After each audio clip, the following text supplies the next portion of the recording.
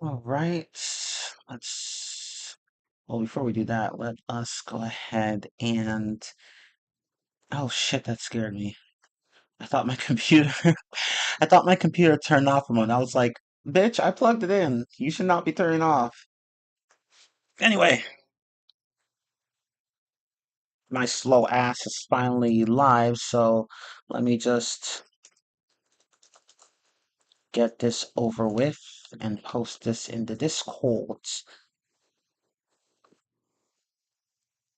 It's not really a random rant stream, but what the fuck ever.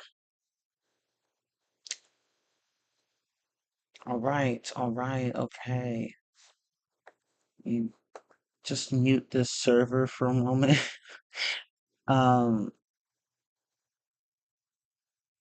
okay, there we go. All right. Okay,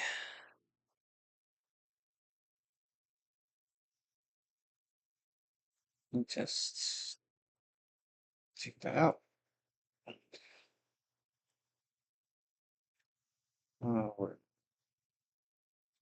There we go. Yes. Cool. All right. Let's start the recording. Okay.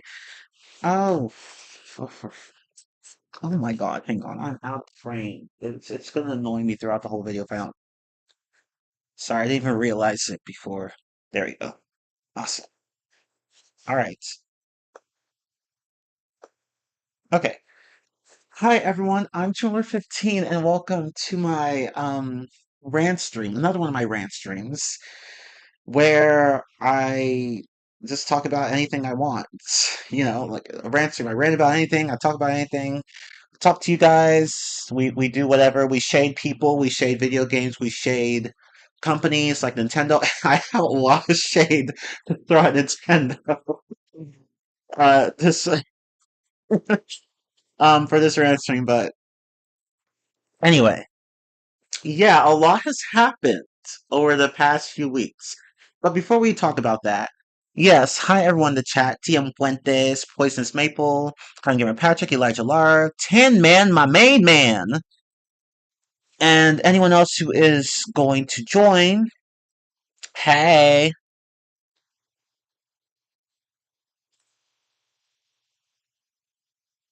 So, oh, you have 129 subscribers? Okay, nice.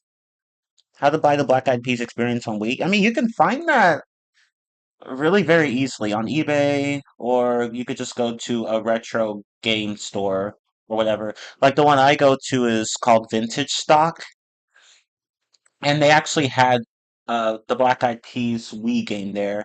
I actually have a copy. I think I have two copies. One's a different edition of the other, but I believe I that was where I got both of those copies, Vintage Stock. But anyway,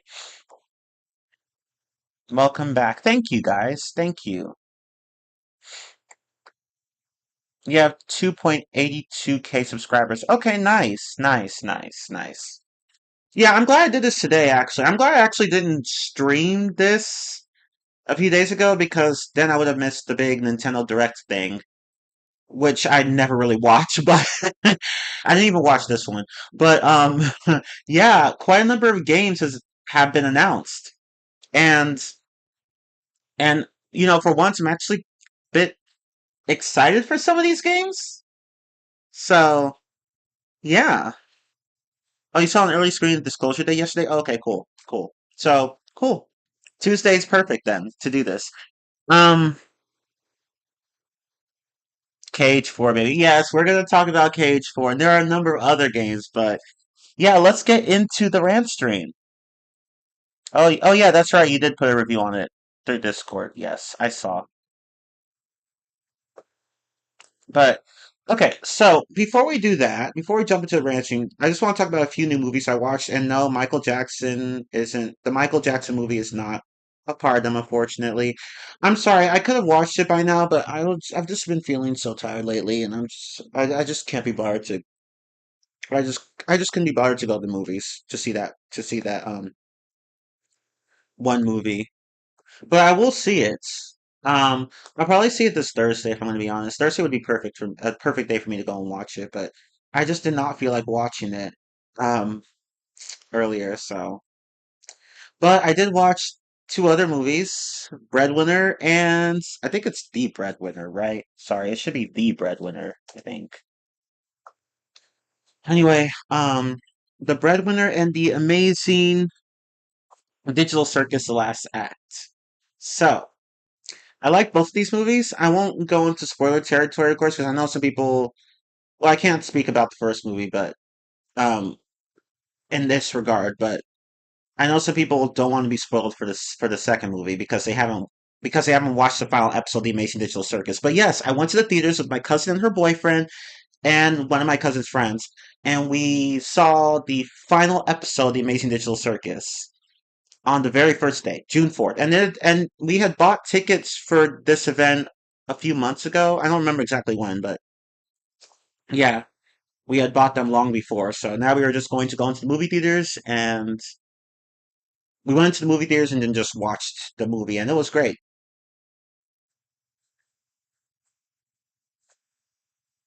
So, so yeah, it was a lot of fun. Um, it's without spoiling anything, it was like I enjoyed it a lot, but it was a little bit weaker than I thought it would be, but that's just my opinion, though. That's just my opinion. I still really enjoyed it. I still thought it was really good, and I still thought it was a very good conclusion. I was just expecting a bit of a stronger finale, but it's a finale that works. So, yeah, whoever hasn't seen the movie yet, or the final episode or whatever, go and watch it because I recommend it. It's really fun. Um, but as for the breadwinner, um, I I enjoyed that one too. It was a pretty fun movie, but it's the thing is that it's just your typical family film of the husband or whatever the typical story of the husband wanting to the husband wanting to take the role of stay at home mom while the mom goes and gets a job out there in the real world and and the dad is just somehow manages to find a way to screw it all up, but things work out in the end. Like, yeah, it's one of those movies. It's not really anything special or original or unique, but I don't care. I still had a blast with the movie. I thought it was funny and heartwarming. And at the end of the day, that's what really matters. Like, the story doesn't have to be super original or new or unique or whatever. It can just be a story. And as long as it's not a direct copy of something else, who cares? I still enjoyed it. But that's all I have to say about those two movies. I enjoyed both of them. I will go watch the Michael Jackson one. Don't worry. I will. I just haven't gotten around to it. And yeah, I've heard about Obsession and Backrooms, but I don't care to watch either of those because I'm not into horror films in general. I really only watch. I know I watch. I know you guys. I know you guys know that I watched Send Help like some time ago. I don't remember. Like it was at least a month ago. But I only watched that because my family wanted to see it. I didn't choose the movie. I don't care for horror films in general. I made an exception for FNAF, but um, maybe I shouldn't have. But anyway, that was mean, but true. But yeah, um, I don't care for horror movies in general, so Obsession and Backrooms are not movies I'm going to be watching. I've heard good things about them, but also bad things about Obsession. I can't comment on Backrooms, but I've heard both good and bad things about Obsession. So yeah, I don't know. I don't know if the movie's good or not because I haven't watched it. I don't plan to watch it. I have seen the trailer, but that's it. I'm not big on horror either. Eh, good to know that I'm not alone.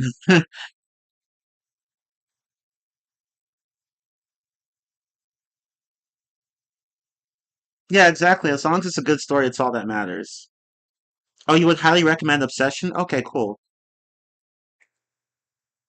I mean, if you recommend it, then I guess I can give it a watch. But honestly, I just don't care for horror in general.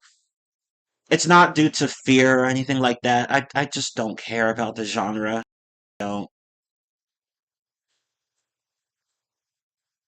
I mean, if even if it's a comedy, because a lot of them are comedies, like the scary movie movies, and Send Help. But I mean, either way, well, I guess I don't know if scary movie counts, but whatever. You get what I mean? In horror, there can be multiple subgenres. Like, not every horror film is meant to be like super, like just strictly dramatic or like a thriller or whatever. Like some of them have comedy elements in them, but but regardless, I don't care either way. Like, I don't. I guess I can make an exception for the more comedic films, but honestly, I just don't care about the genre in general. They do kind of get cookie cutter points. Yeah, they do. They really do. Like you can predict the plot like a lot of the time. You just can't. They can be pretty formulaic at times. That might also be one of the reasons why I just kind of don't want to watch them. But I don't. But that's just a guess. I could be wrong. Like maybe I don't know. But the biggest reason is that I'm just not interested in them. But of course, that's not to say that they're all the same. I'm sure there are plenty that stand out, and this is the case for every genre. But yeah, I'm just not into horror movies in general. Happy Tree Friends? Ugh, I don't really like that one. Not because it's bad or anything. I just don't like I just don't like the mismatch of gore and horror and shock factor with a bunch of cute looking animals. I watched a few episodes and I just couldn't get into that. I was like, I don't want to watch this. I want to watch something else. But that's just me. But yeah, those are all the new movies I watched. There are a few other movies coming out. Um, that I already talked about a few of them, but like the new Spider-Man Brand New Day film. But like, yeah, um, I will try to watch the Michael Jackson movie at some point. Um, did I already say I watched? Oh, yeah, I forgot to mention I watched the Sheep Detectives. I forgot to put that in here. It literally slipped my mind. I watched the Sheep Detectives actually. I watched that too. So that one was actually a good film. I liked it a lot. It was funny but there were times where the film just got so dark, and I was like, damn. But it was mostly a funny movie, and I actually enjoyed it. Like all the characters were cool and memorable. It was a really cool mystery kind of thing. Like it was, I liked it a lot. And really, the person who ended up being the killer, yes, there's a killer in this movie. I was really not expecting him because he just seemed so irrelevant. But then again, for any good murder mystery, it's always the person you least expect. But yeah, still, it was a funny and heartwarming movie. Oh, the He-Man movie. Yeah, I don't care to watch that. I'm sorry. It's like I just don't have any interest in He-Man. I've never had an interest in He-Man ever. I think I remember only watching like maybe a few episodes of his show. I just couldn't get into it. Again, nothing wrong with him or his franchise. I just don't care about him. But oh yeah, right. A new Ice Age movie was announced recently. I do plan to watch that one as well. Um the last three movies are kind of crappy, but hopefully the newest one won't be. I mean, I'm not holding my breath, but I'm sorry. It's just after three, everything just went downhill. But like I hope number seven does the job because number six was just absolute dog shit. I don't care for He-Man either, but I watched out of curiosity. And you apparently said it was all right. Damn. Honestly, watching the trailer, I watched the trailer of that movie. I really wasn't very impressed with it. So I guess I'm not surprised that you had that reaction to the movie Maple. It just felt like a knockoff Thor. I don't know. I'm sorry. That sounds mean, but that I just kind of got vibes. I just got that kind of vibe from it because I recently watched the Thor movies. I don't know, some like within the last few months or so. So when I saw him, I was like, oh, this reminds me of Thor. Now, I mean, obviously they're both different, but I mean, I don't know. It's just like if I were to go and watch it, it would probably feel like a Thor movie, and I just don't really want to watch any more of those. So I don't know. Anyway, but again, I can't judge a book by its cover, so I could go and watch it. Maybe I'll watch it. I'll probably watch it and let you guys know what I think. I think I'll just do that. But because now I'm a bit curious about it. But yeah, that trailer did not impress me. Anyway, but yeah, I think those are the Breadwinner, The Amazing Digital Circus, The Last Act, and The Sheep Detectives were the only movies I recently watched. And I forgot to mention, when I went to watch The Amazing Digital Circus, they showed episode 8 before they showed episode 9, which was the last episode. Because, those two episodes were too short to for a movie's a movie's regular runtime, so they just combined 8 and 9 and just showed the and just made the theatrical release that way. That which makes sense again, like what I just said. Like they had to extend the runtime somehow, and plus it does work as a refresher for the final act, so it's whatever. But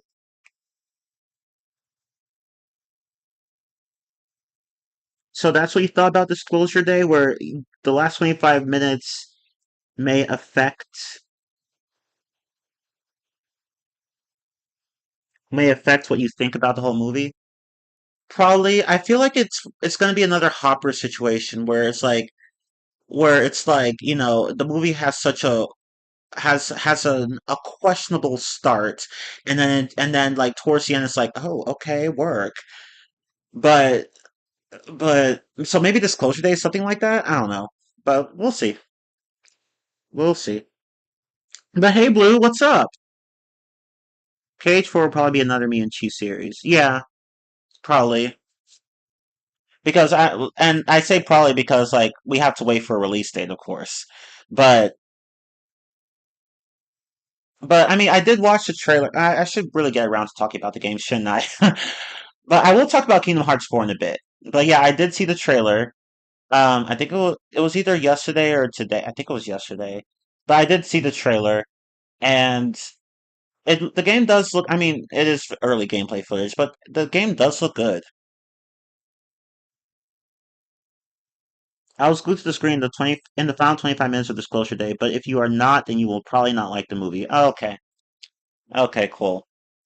Okay, good to know. I will keep that in mind. I'll probably watch Disclosure Day too, so I guess I'll be watching He-Man, Disclosure Day, and the Michael Jackson movie. So just three. I'll watch 3 movies. Did I say June 19th? Oops, I meant June 9th. My bad. It's not Juneteenth. Not yet. Oh, but before we get into the all the new games I'm going to be talking about, all the new ones have been announced. Let's take a stab at Nintendo again. So this was posted yesterday. Nintendo gets fined for Joy-Con drift. Nintendo.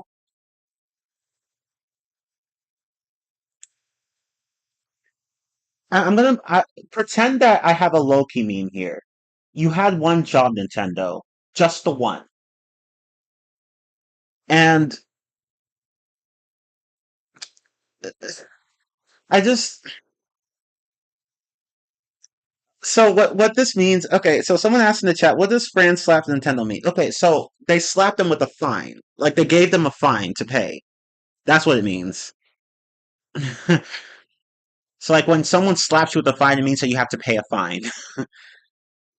But yeah, France went and basically fined Nintendo $46 million over the Switch Joy-Con drift issue. We're talking about the first Switch here, not the current one, the first one, not the second, the first. And Um, it's weird. Like I thought I would have something to say, but I just don't. Like this speaks for itself. Like Nintendo, what the fuck? Oh my god! Like okay, so to provide a bit of context, like I saw this yesterday at work and I laughed my ass. Like it was I was having such a crappy day at work yesterday too. This actually kind of made my day. um, yeah. So you know how the Switch One has been having Joy-Con drift issues up the ass, right? Like, and which is actually one of the reasons why I just don't like playing with the Joy-Cons when the Switch is docked. When it's not docked, I do like playing with the Joy-Cons. When it is docked, I just play with the Pro Controller. And this is one of the reasons why. So, yeah, the Switch One, we all know they've been having Joy-Con drift issues. I haven't had any because I don't use my Joy-Cons that much, but my cousin unfortunately has had some Joy-Con drift issues. So, yeah, it's frustrating and annoying. I mean, Nintendo has been offering free repairs for the Joy-Cons, but like as the tagline here said, they offered free repairs a bit too late. Like that was something you guys should have. I don't know. I don't know what's wrong with this company. I really don't. Like, like you guys should have reacted to this much sooner. Like, the thing is that Nintendo was just dragging their feet about the whole thing. Eventually, they offered free repairs, but at that point, um, you know, the damage had already been done. And it really amazes me how a company that's, aside from the god awful N64 controller, has never been known to make bad controllers. Not from what I've seen. And then they come out with the Joy-Con mess.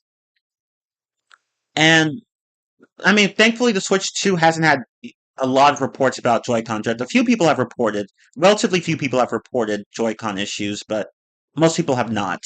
Thankfully, I haven't come across any. But like, yeah, like this is what happens when you don't have good customer service. And we all know that Nintendo is not the most consumer-friendly company out there. So, maybe I should read a bit of this article. It's just, it's just so fucking stupid. Like Nintendo, Nintendo, I can't with you. I just can't with you. I just can't with you. Okay, so let me read a bit of the article for you. Nintendo must pay a 35 million euro, approximately $46 million penalty in France after being sanctioned by the country's consumer rights office over the issue of Joy-Con drift. Um, France's Directorate for Competition, Consumer Affairs, and Fraud Control claimed Nintendo's initial silence over the issue amounted to misleading commercial practice, as the company itself was well aware that a large number of Switch owners were experiencing defective Joy-Con controls for several years before acknowledging the problems publicly. Like, yeah, like I said, they dragged their feet when it came to resolving the issue. Because you all remember there were complaints up the ass about all the issues with Joy-Cons. And it took them a long ass time to get that fixed. But anyway, the article continues with Nintendo did eventually begin to offer free repairs, led to many customers simply forking out for new Joy-Cons instead. It's alleged, further swelling Nintendo's profits. In a statement to French newspaper Le Monde, I'm sorry if I mispronounced that, Nintendo denied having intentionally misled consumers and said that the 35 million euro payout did not constitute an admission of guilt and reflects only the amicable resolution of legal proceedings. Let me read that again, just so you guys can process what Nintendo just said. The 35 million euro payout did not constitute an admission of guilt and reflects only the amicable resolution of legal proceedings. So they're not going to admit they fucked up. They're just gonna throw money at the issue and make it go away. It's basically here, damn. That's literally what they just said. Here, damn. You happy? That's literally what they said. I, I mean, I know that this is not much money to them, but Nintendo. I mean, this is really karma for this. That's all I'm gonna say. Oh my god. And there's more in the article, but you guys don't need to read the rest of this. But yeah, there are articles online explaining how the Joy-Cons are just so fundamentally flawed in terms of design. But we're not gonna get into those because we have other things to talk about. But yeah, like I laughed my ass off when I heard this news.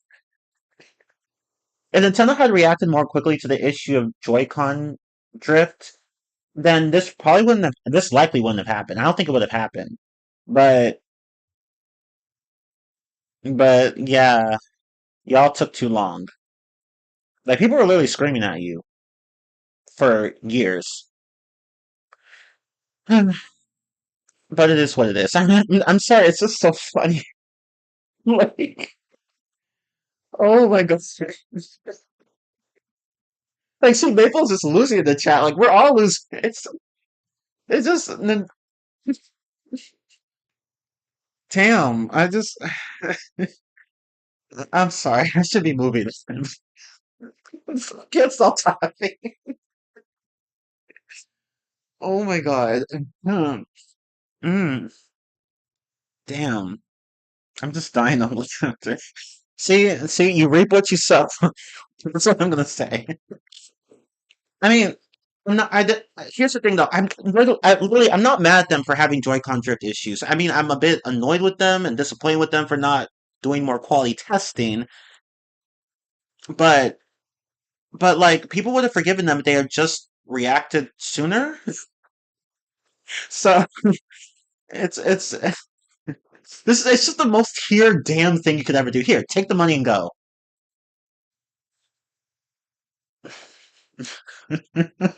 Fucking losers.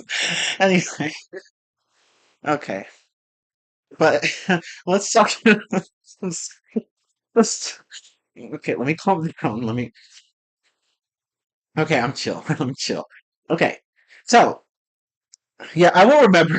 I will fucking remember. Literally, the snapshot I put here is perfect. The snapshot, it's perfect.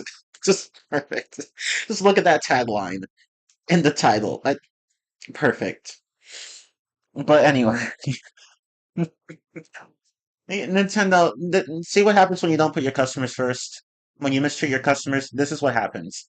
It's just one stupid mistake after another with them. It's just one thing after another with them. The Pal World issue, the the the Joy-Con drift issue, the prices on all their first party games. Uh, This company, I don't know, they're too big to fail. They are, but at this rate, I'm afraid what's going to happen if they keep going down this path. Like y'all need to course correct and fast. But anyway, um, dumbasses.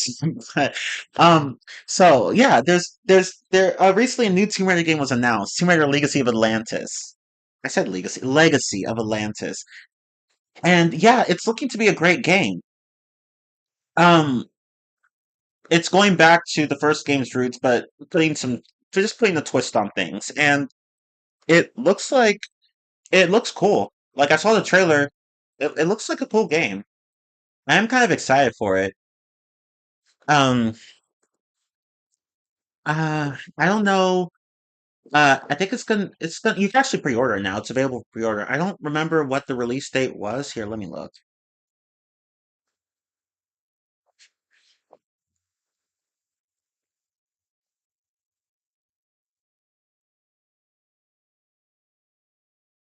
Oh, it's later this year apparently, but we don't know exactly when. No, no, no, no, I'm sorry. It's delayed. The game's been delayed to February 12th, 2027. Okay, I thought it was 2027.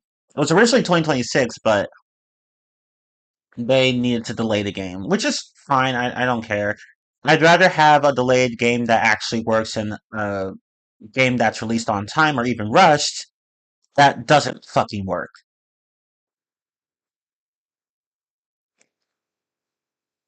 But yeah, here, hold on. Let me look at something really fast.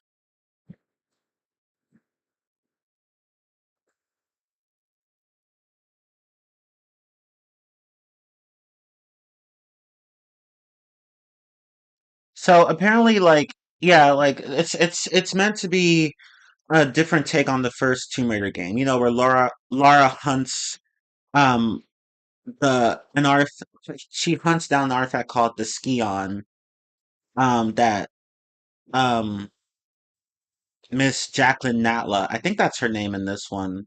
I don't remember. That she wants. Like she's just hunting down that artifact for some billionaire CEO or whatever. And and and yeah, the artifact's from the lost civilization of Atlantis. So if you guys remember. So yeah, she's gonna be doing that again. But it's gonna be a different spin on the story. I don't remember exactly how the story's gonna be different, but it does look exciting. So yeah, hopefully hopefully the game lives up to its hype.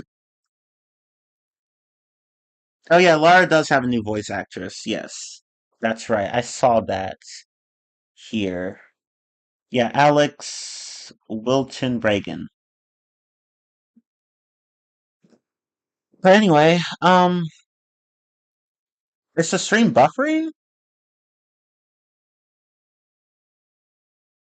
Oh no, no, don't buffer on me. It is buffering. Fuck.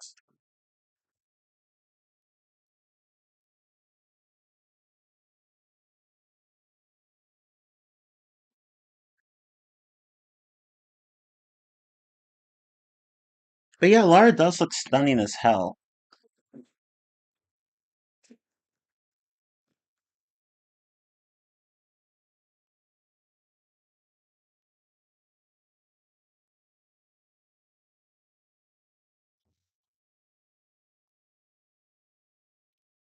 Oh my god. I was really already. Oh my god, fuck buffering. It's fine for you? Oh, okay, good. Ah, it's buffering. Should I refresh the page?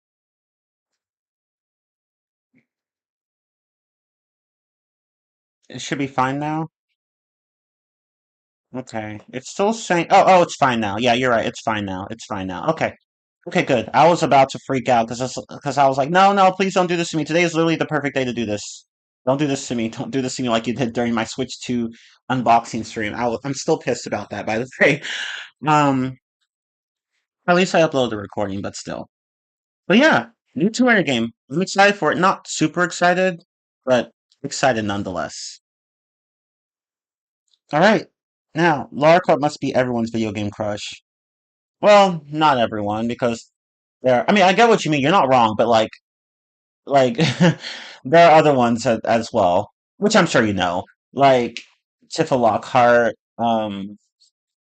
and who else? There are others. Tifa Lockhart's a big one though. Everyone wants her. But anyway, oh, speaking of Tifa Lockhart, oh, I'll get to that later. Actually, let me just skip ahead. Yeah, so Final Fantasy VII Revelation has been announced. So the final part of the remake trilogy is coming around the corner. So remember the remake was first, and then Rebirth, and now Revelation is going to be next. And I'll be doing a test stream of that game when it comes out, or after it comes out, whatever. Um, just as I did with Remake and Rebirth, because remember I did a test stream on both of those, so Revelation's coming out. So yeah, we're skipping ahead, but don't worry, I'll go back to the other two games I skipped. But yeah, Revelation looks good. I mean, I am a bit excited to play it. Just like, although I really should get around to finishing the first two. I have not touched them in a long ass time. But to be fair, I honestly I honestly just forgot about Remake and I just didn't like Rebirth. So hopefully Revelation will be better than the first two. Or if not better than the first two, I hope it'll be at least as good. But but yeah, a lot of new games have been announced lately. I mean, we might be eating good for this year, next year. I hope. Anyway, but yeah, can't wait for Revelation. That's going to be the conclusion to the whole remake trilogy. So again, remake, rebirth, and revelation. But now let's go back to this one. Resident Evil Code Veronica remake has been announced. I saw the trailer. It looks cool. The game looks cool. Um, it had quite an exciting and interesting intro. Um, but yeah, this I'm actually quite excited about because the original had a number of issues, a number of design issues regarding inventory and a certain scripted counter that forces damage on you. And if you don't have enough health to survive that encounter, then you basically just ruined your whole game. You guys know what I'm talking about. If you played the game or at least seen the walkthrough, you know what I'm talking about. So yeah, Code Veronica had a number of issues. I mean, it was still a fun game, but it had issues, big issues. So hopefully the remake won't be repeating those. I highly doubt it. Like they're gonna remake the game from the ground up. So, but like I just hope that they learned from the hot mess that was Code Veronica.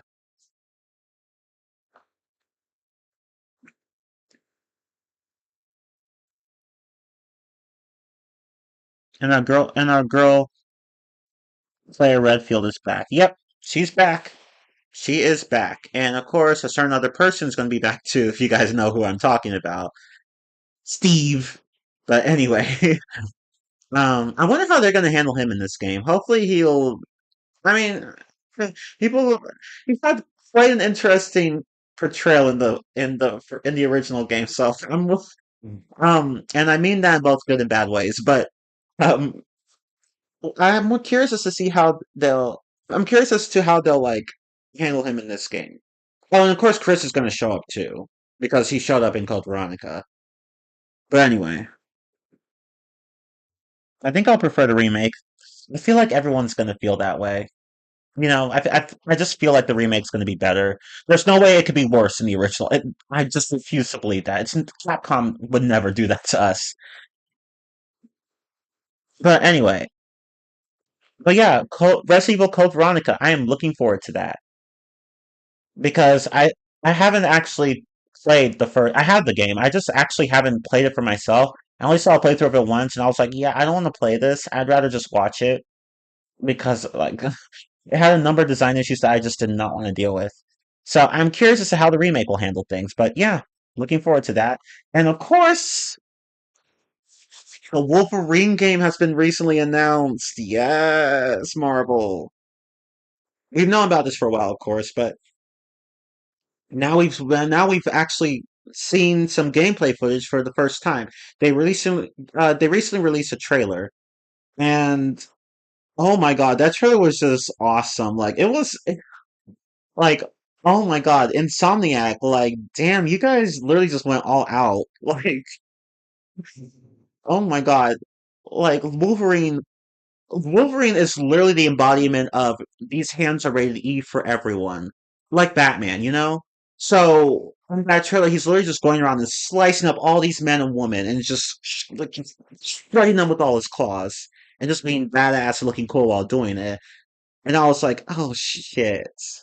Wolverine, damn. I mean, I already knew. I've always known I've always known him to be uh I've always known for him to be like, like a violent vigilante, but to see him literally just shredding people and just getting blood everywhere, like literally stabbing his claws through their faces, or just tearing their insides out, like just it's just I'm like, damn, I don't think I've ever seen him do that. Although to be fair, like I don't think I've ever consumed much Wolverine content. I did consume quite a bit as a kid, but like, damn, like this is the first that was the first time I'd actually ever seen him like just ripping people to shreds like that.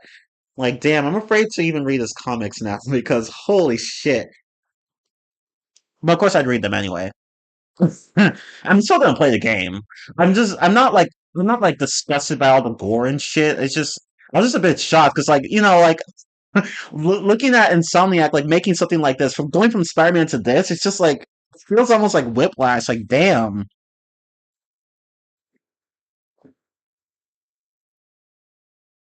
Yeah, that shit looks raw and gory as hell. And I'm not complaining about it. I was just like, damn, you went all out with those visuals. Yeah, Wolverine's the only playable character in the game. There was a rumor that he wasn't gonna be, but no, but developers went and squashed it. So,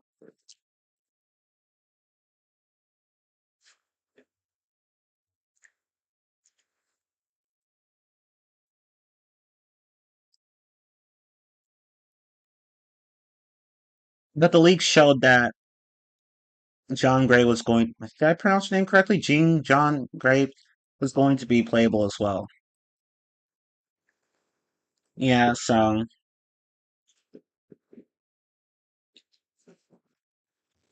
yeah, they had to go and clarify that. It's too bad that this game is not gonna have a PC port. Yeah, that does kind of suck. But I mean, it does make sense though because console exclusivity.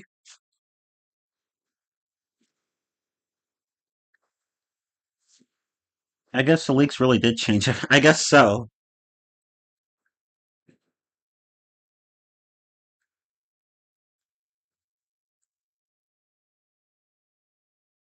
But yeah, Wolverine is just gonna be so awesome in this game. Like, like at first, like when you watch the trailer, at first you think it's gonna be a stealth. It's gonna be like a stealth mission, but no, he literally just goes right in. He goes right into the whole area and just shreds. I forgot what area it was, like some sort of shipyard area. I don't remember, but like he just literally goes in there, just sneaks up on someone, just shreds the fuck out of them, and then just proceeds to wail on everyone in sight. It's kind of like how the leak showed they had Spider-Man 2 DLC planned, but it got scrapped. Yeah, pretty much.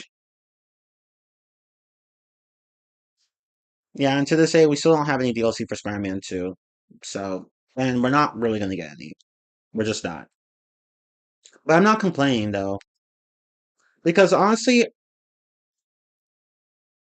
I can't really imagine any kind of DLC with that game. Like with the first game, there was definitely plenty of potential for DLC, and we got DLC. But for the second, I don't think there's much you can do. Well, I guess it's possible, but it's like it's kind of hard for me to think of any examples. I don't know.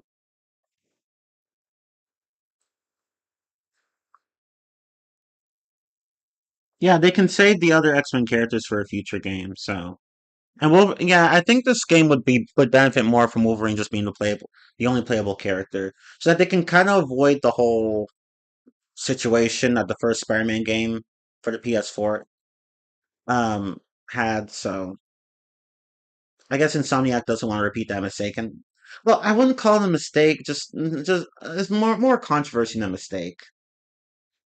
But anyway, I know I'm not even sure controversy is the right word, but you guys get what I mean.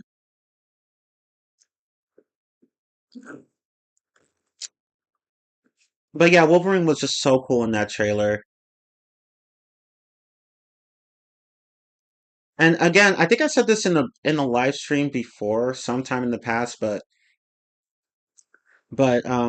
I but like Wolverine actually used to be one of my favorite characters, one of my favorite Marvel characters.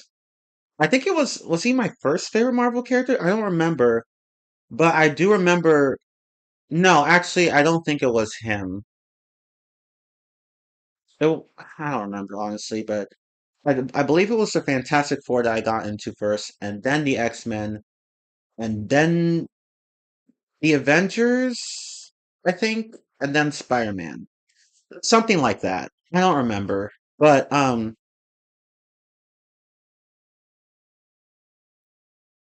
yeah, Wolverine actually used to be one of my favorite Marvel superheroes. And after I play this game, he might go back to that number one spot, honestly. But we'll see. We'll see. Only time will tell. But yeah, this game is the game looked gorgeous. It was fun to watch, and I wonder, is there a release date? Has a release date been announced? September 15th, 2026. Okay. That's the initial release date, though.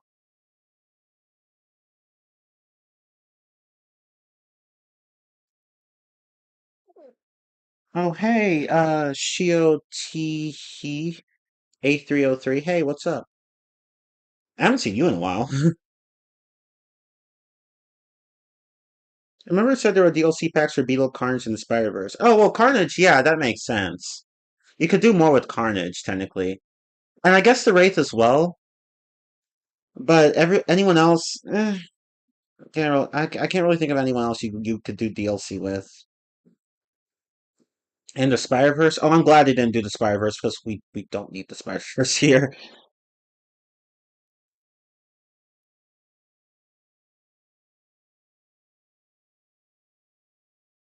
I've been seeing people complain about Jean Grey's design, but trust me, she looks a lot better now than she did in the leaks, because the way she looked in the leaks, good fucking god.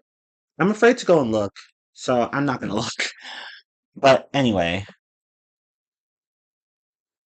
Nintendo Switch Sports Resort. Yeah, I heard about that game. I'm not gonna play it. I don't care about I don't care about Nintendo Sports in general, unless it's something like Mario or Mario and Sonic. Then that's different. But normally I don't care for Nintendo sports games. I only make exceptions for Mario games or Mario and Sonic games. So no, I will not be playing the new um Nintendo Switch Sports Resorts. Hmm. But yeah, the Wolverine game, it looks good and I'm a bit hyped for it. So yeah, good trailer. Okay, and I'm looking forward to the game. Let's see. So there are a number of other games announced during Nintendo Direct because again, there was one released several hours ago which I didn't care to watch because um I almost never watch Nintendo Directs. I just find them boring. I tried to watch one once. I did try. I just could not sit through the whole thing. I just couldn't. But you can always just look up what games they put in the presentation, which is what I did. So, um, yeah, we have a number of games here. Kingdom Hearts 4 being the one I want to talk about first. Saw the trailer that dropped, I think it was yesterday. Um, the game, again, it looks nice. Again, early gameplay footage, but it does look nice. Definitely a step up from the Kingdom Hearts 3 visuals, which were already very good. So, so yeah, I mean, honestly though, I feel like the game isn't fully. I feel like the game does look good, but I feel like its visuals could be a bit more polished. I don't know how to describe it. It feels like it just looks a bit unfinished, but then again, I mean, but like, we don't have the whole game yet, so of course it's not gonna look the greatest. I mean, it looks great, don't get me wrong, but like not at its greatest. Like it's not at its peak level of visuals just yet. But yeah, Kingdom Hearts 4 came out of nowhere in that direct. Honestly, I probably should have watched the direct this year because it actually did have a number of games I actually cared about. So so yeah, it's like so yeah, I mean I guess I just missed out on that, but it's okay. It's whatever. I wouldn't have sat through the whole thing regardless. um, but yeah, like there are actually a number of games that I was actually interested in. But Kingdom Hearts 4 does look good so far, and let's hope that it lives up to its hype. I'm not hyped for it though, if I'm gonna be honest. I'm just not. I don't know why. I'm not hyped for it. Um, I mean, I am. It's not that I'm like I don't care about the game at all. It's not like I don't care about it at all. It's not like I'm not. I'm not excited about it at all. I am a bit excited, but like I'm just not hyped for it. I don't know how to describe it. It's not something that I'm just super excited about. But I am looking forward to it. Yeah, that's what I'm looking for. I'm looking forward to it, but I'm not super excited about it. I guess because I just don't want to get my hopes up too high.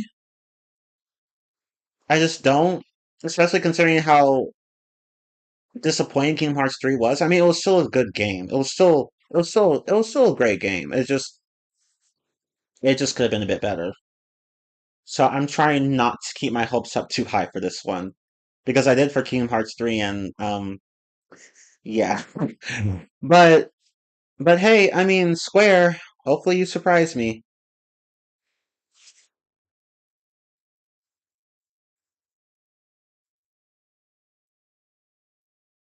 Yeah, the game might come out sooner than we think. I'm not gonna lie. So that'll be interesting to see.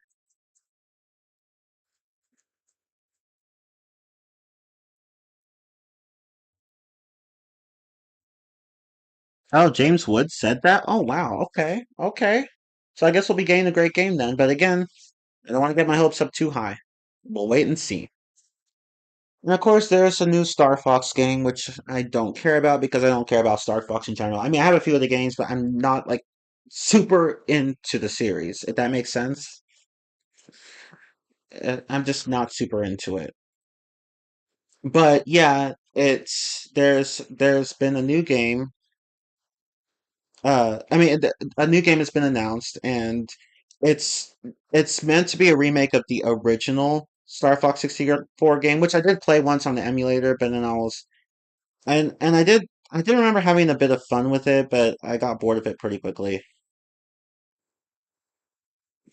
But I don't know, these games just aren't like they're just I'm not the biggest fan of them. That's not to say that I don't like them at all. It's just that otherwise I wouldn't own a few of them. But like, it's just Star Fox is just not one of my favorite IPs. But regarding the new Star Fox game itself, the visuals they are quite polarizing because I've been seeing like mixed. Actually, I've been seeing mostly negative reactions to the visuals, but I think that the visuals are slowly starting to grow on people.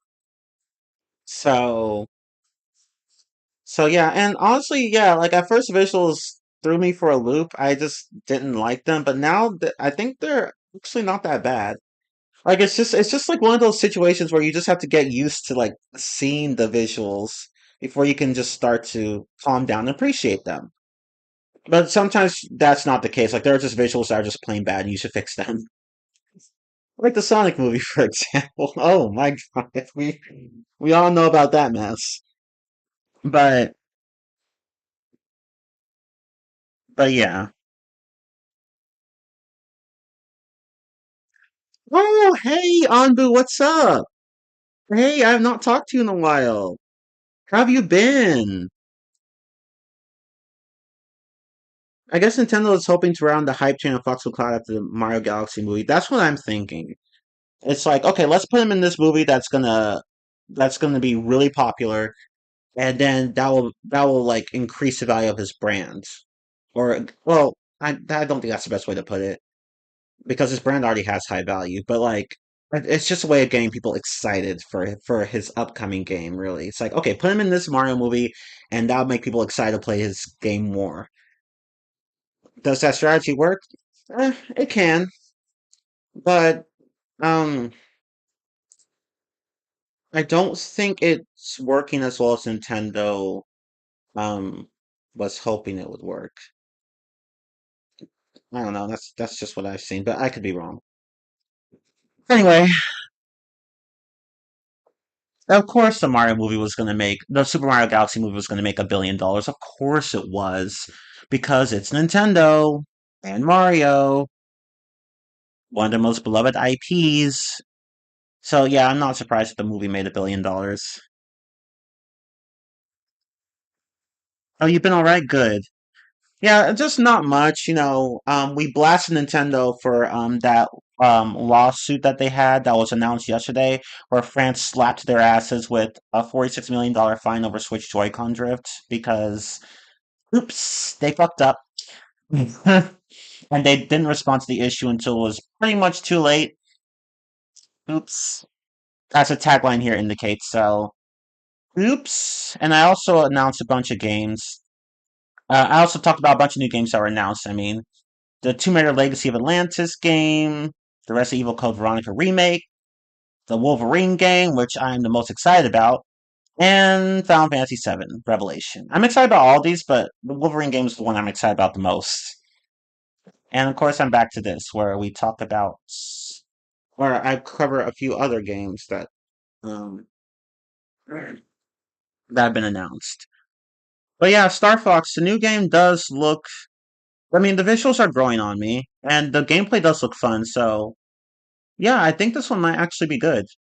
But we'll see. I mean, honestly, I don't think it'll be bad though. It's Nintendo. They're known to be very consistent when it comes to their releases. In terms of quality, they're very consistent.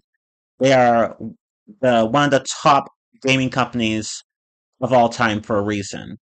Not because of their lack of customer service, but because of the quality of their games. So, yeah. I don't think the Star Fox thing's going to be terrible. Nintendo's going to make sure that won't happen. If there's one thing we can trust them with, it's the quality of their games. Okay,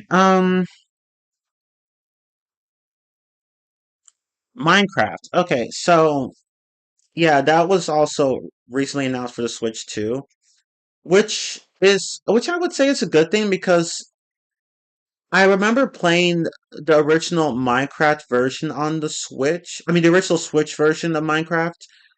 I remember playing that a few times. I didn't play it very often. It was my cousin's game, so I just played on a Switch a few times, and it was not the best. Like the performance, we're talking long loading screens, frame rate drops, games. The game actually even crashed at points. I was like, yeah, I'm not. That's why you don't play this game on the Switch. The Switch can't handle this game. It can handle Breath of the Wild and Tears of the Kingdom, but not Minecraft. Um, Although there is a reason for that. It's not so much about the graphics; it's more about just memory. It's really a memory issue, and the Nintendo Switch doesn't have enough memory for that. So, oops. Because the two Zelda games don't take up that much memory, but Minecraft takes up a lot of memory. So, yeah. Um, don't play Minecraft on the original Switch. And there were also issues with sign-ins. That was a big issue too. But like, thankfully, I didn't play that game very much on the Switch. I only have it for like what my Xbox. I think it's on my Xbox, my PC, and my PS4. Yeah, I think it's just those. My Xbox One, my PS4, and my PC. But but anyway, um, yeah, I'm glad it's on the Switch too now. So hopefully it'll actually run properly. But like, it should have run properly before. Minecraft turns 15 years old this year. Oh, nice. It's been that long. Damn. I remember back in the early days of Minecraft. Oh man, I'm feeling nostalgic now.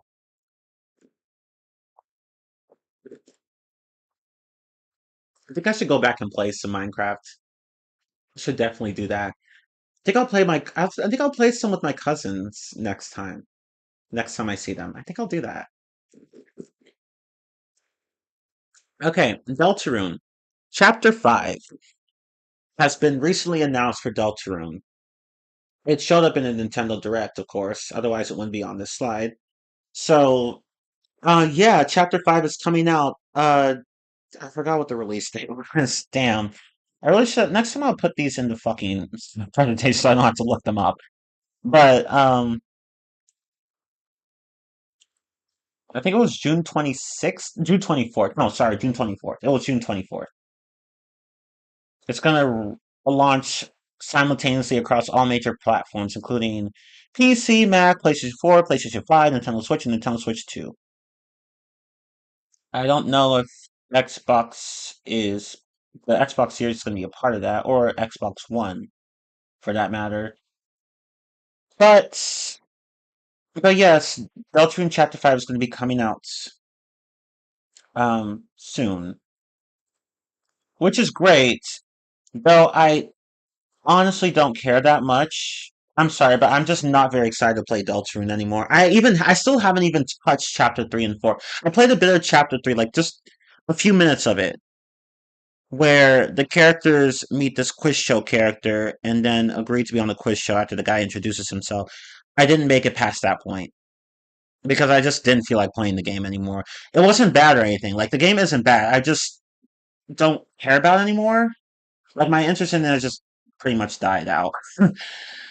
But I mean, I'm still gonna play it at some point. It's just not something I'm super excited to play right now. And there's a number of reasons for that, which I'll cover in the next slide. But but yeah, like I'm glad that chapter 5 is coming out, but we have two more chapters and who knows how long those are going to take. But whatever. Anyway, there's going to be an Ocarina of Time remake as well, which I don't care about either because um we already had it with I'm sorry, I'm just being so mean today. But it's true that I really don't care about the Ocarina of Time remake. I don't know why Nintendo's even bothering making one for the Switch 2. Like nobody asked for it. I don't remember anyone asking for it. And uh, and like we already have a remake on the 3DS. Same with Majora's Mask. Do we really need another one for the Switch 2? And they're probably gonna do Majora's Mask for the Switch 2 as well. But I just like I just don't see the point in having a remake, really. But if Nintendo wants to do it, fine, whatever. More power to them, I guess.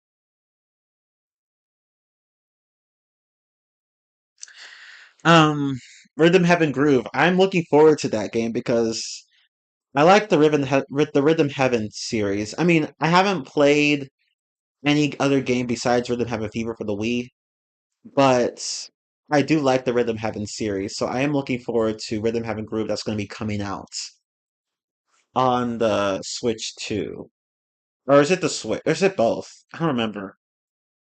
I think it's both, but let me go look really fast. But yeah, I like Rhythm Heaven, so I'm looking forward to this new game. Oh, it's just for Nintendo Switch, I figured.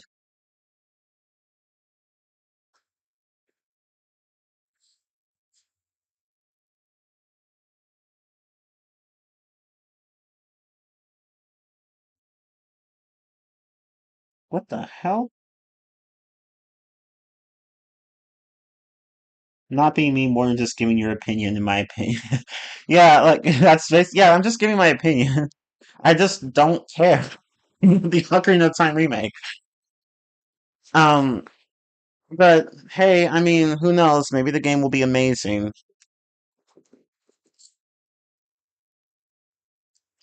And of course, there's new DLC.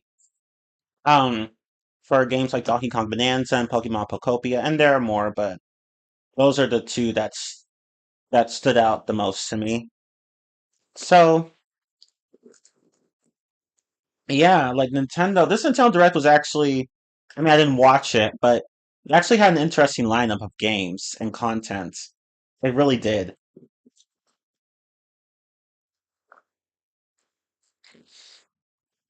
And this the list isn't just like the list of games that were announced at the Nintendo Direct during the Nintendo Direct. They're not limited to this list. Like there are other games, but these were the ones that I actually had any slight interest in. So, or that I wanted to talk about or whatever. So yeah. Okay, but okay, so oh my God, I need to pick less inflammatory slide titles. But there's a reason as to why, multiple reasons as to we're going into rant territory here. We're going into full on rant territory because what I'm about to say about this game, it's probably not going to be anything new to you guys because to some of you anyway, because I know some of you, the ones who care about Deltarune, you've probably had the same feelings as well, or you've seen other people or come across other people online that have had the same feelings too. So yeah, Deltarune, I have a lot to say about it. For one thing, I'm not going to comment on the quality of the game because I think that the game is actually very good in quality. Like, I enjoyed playing chapters 1 and 2 a lot. Like, I loved the world, I loved the characters, I loved the writing, I loved the gameplay, I loved the humor, I loved everything. It was a game that made me want to interact with literally everyone and everything in the world. So I'm not complaining about the game's quality here. I'm just complaining about how the game has been handled these last several years. So I guess I should say why I don't care about Deltarune as much as I did before. Because I don't want to say I don't care about it anymore. Because I do care about it a little bit. Just a little bit, though. But, yeah. So this is, like, going to be a small rant. Um, and it's one that really could have... it could have easily been avoided. It could easily have been avoided if Toby Fox had just been smarter with his plans. So basically, the big issue is just mismanagement. Like, that's literally the reason why I just have lost interest in this game. For a game that was when did this game come out? When was chapter one released? Hang on. Let me look this up. 2018. 2018. Okay, October 1st, 2018. So, okay, that was almost 8 years ago. 8 years ago. And we're in 2026. It's been 8 years, and they're only now getting around to releasing the fifth chapter, and they still have two more. Like, I'm sorry, but it should not it should not take this long to release 5 out of 7 chapters of a game. It really shouldn't take that long. I mean, I get it, like I get it, Toby Fox, he has a wrist he has chronic hand and wrist pain, unfortunately. Um and he has a small team working with him, but here's the thing. Like with you would think with a like would you think with the team working with you you'd be able to get the stuff out faster, like because you built Undertale almost entirely by yourself. You had some help from Temmie, of course, but like that one you largely did on your own. Um and now that you have a team behind you, I would think you'd get these chapters out faster, but you're not. And that worries me. And I'm not trying to be impatient, but again, fam, it's been 8 years. And you're only now getting around to releasing chapter 5. Like, what's going on behind the scenes? Like, there are RPGs longer than Deltarune that did not take us long to make. I'm sorry, but it's mismanagement at this point. Like, there's really no reason for you to take this long this to release a game this big. Like, yeah, it's 7 chapters that are gonna take at least 3 hours or so to play through, but it still shouldn't take you this long because like basically the game, I don't see the game coming out, the whole entire game coming out in less than 10 years because we're already in year 8. So why is it taking you so long, Toby? Like it really feels like mismanagement. And I know some people are gonna say, well, like it's a big project, She-Man. Like it's a small team that Toby Fox has. Like they can only do so much. Okay, so maybe don't bite off more than you can chew next time. Because to me, it seems like the project just ended up being a lot bigger than the team could handle, and they didn't know how to properly adjust to that. So so to me, that's not an excuse. It's really not an excuse to me. And but I'm sorry, like I'm saying a lot because I'm trying to be as nice about this as I possibly can. I don't hate Toby Fox. I don't hate him as a person. It's just the way Deltarune has been handled over the years has frustrated me because, like, you all remember how big Undertale was. It's still big to this day, but you all remember how big that game was. That game literally blew up. Like, everyone was talking about it. It was one of the most popular indie games of all time. Like, it was so big that people were making so much fan fiction of it. Like, we're talking AUs, OCs, like, all over the place. Like, it was huge. It became a pop culture phenomenon. And Toby Fox was not expecting it. He even said so. So how do you go from that to this? Like Undertale, like it was big, so people naturally had high expectations for Deltarune, and I mean Deltarune is very high quality. Don't get me wrong, but you like fam, how do you like fam? You let the hype from Undertale die. Like you could have carried that hype over to Deltarune, but you let it die. Like you didn't keep that momentum going, fam. And that's another reason as to why. This leads into my next point about why I just stopped losing interest. Because here's the thing though, even with these long ass releases between chapters, I would have been a lot more patient if there had been more engagement from the developers themselves. So that's another reason as to why I don't care about this series as much. Just the lack of engagement. Like, the thing about indie game developers is that, at least from what I've seen, normally in order to keep people from in order to help ease the stress that comes from waiting, because we have to wait for games to be released, we can't rush games. So normally to keep people waiting just a bit longer, normally developers update people regularly with their games. Like they tell people, they show screenshots, so they put in lists of updates or whatever, or they might even show snippets of gameplay or just upload videos or whatever. They do whatever they can to keep people engaged, so that the wait doesn't seem as bad. But Toby Fox doesn't do that.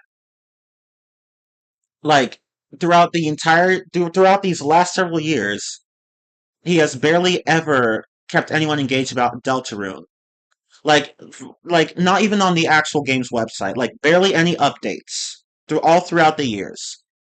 And on his socials as well, like on his X page, barely any updates on Deltarune. Like once in a while, he would post a vague post that says, "Oh, Deltarune's development is going fine," or "Oh, we're doing really good on Deltarune." Oh, we've made a lot of progress in Deltarune. Not actually specifying what progress he's made, not showing people the progress he's made, just doing none of that. The things you would expect a game developer to do to keep their audience entertained. And that's what frustrates me because literally that would have just kept people holding on to your game a bit longer. But you didn't do that, Toby. In fact, if you look at his social, if you look at his social, sorry, he talks more about his other projects in Deltarune. He's been talking more about his other projects. Like I think he's started composing music for games like Pokemon, I think. I don't know. He's doing some sort of music composition now, which is great. Good for him. But he's talks more about that and his other projects than about Deltarune. It kind of makes me feel like he doesn't know what his priorities are because Deltarune, like he is obligated to do that game, to finish it. Like it's a product people are going to pay for. But the music composition thing, it seems less like an obligation, more like a hobby or some side gig or whatever. So I don't know. It feels like his priorities are just not where they should be. And I know I'm just saying it looks that way. I'm not going to say that it's exactly that way. That it just looks that way. where you have somebody who's barely posting any sort of content or updates or news about their game all throughout the years, like just that lack of engagement, it's just going to make people uninterested. That's what happened to me. Like he stopped posting, so I stopped caring. Now let's look at how you don't do that. Like let's look at how you keep people interested in your games. Like let's look at Scott Cawthon, for example, the guy behind the Five Nights at Freddy's series, or FNAF for short. Like he was smart about his IP. He was an indie game developer. He's still an indie game developer. He's an indie game developer. It all started with FNAF 1, and from there the series just got bigger and bigger and bigger because Scott did the one thing that Toby Fox didn't. He kept people engaged throughout the entire throughout all these games that he's been making, throughout everything, all his content, he's been keeping people engaged. Like we're talking updates, snippets of gameplay, or trailers, or whatever, or even releasing a few free games here and there. Just whatever he could do to keep people engaged. And also, I mean, to be fair though, he has released a lot more games than Toby Fox, but my point still stands. He keeps people engaged. So even though his games are honestly generally not very good, at least he knows how to keep people entertained so that they keep coming back for more and that they can just wait between releases. But Toby, for whatever reason, and his team for that matter, because he's no longer alone, they don't do that. So you're just left wondering, when's Deltarune going to come out? And what's really sad about this is that everyone, like literally people were just clocking this from the moment chapter 1 was released. I knew this was going to happen the moment chapter 1 was released. I knew the game was going to take its sweet ass time to come out. I was like, okay, so there are going to be 7 chapters. I feel like this is going to take years and years to release. And unsurprisingly, I was right. And so was a lot of other people. Were a lot of other people, sorry. But but yeah, like basically Scott Cawthon was smart about his IP. Toby Fox, not so much. And I feel like part of this is because like Toby Fox, like Undertale blew up without Toby Fox really having to do much. So I guess he just naturally assumed that Deltarune's momentum would just stick with the game while he was just developing it. Like he wouldn't just need to do a lot of, updates or just some basic marketing or whatever. Um it didn't work out that way, especially since it was going to be a multi-chapter epic. So he didn't keep people entertained, so pretty much nobody is talking about Deltarune anymore. That's not what I've seen. Like people were talking about it at first, but now it's just no. But Undertale is still pretty big. Not as big as it used to be, but there's still content, plenty of content about it. And that's another thing. That's another reason as to why I don't care much about Deltarune. And I know this isn't entirely Toby Fox's fault, but he did cause it because of the first two reasons. Just a lack of fan content. Now, what helped Undertale stay as big as it was just the fan content. Like I said, there were a lot of AUs and OCs and whatnot, like Disbelief Papyrus, Ink Sands, Air Sands, all that stuff, as well as all these popular fan fictions such as Deeper Down or Inverted Fates or Dogs of Future Past, and so on and so forth. Undertale had just so much fan content that even when you were done with the main game, you could still go and engage with all this fan content and still feel like you were engaging with the game.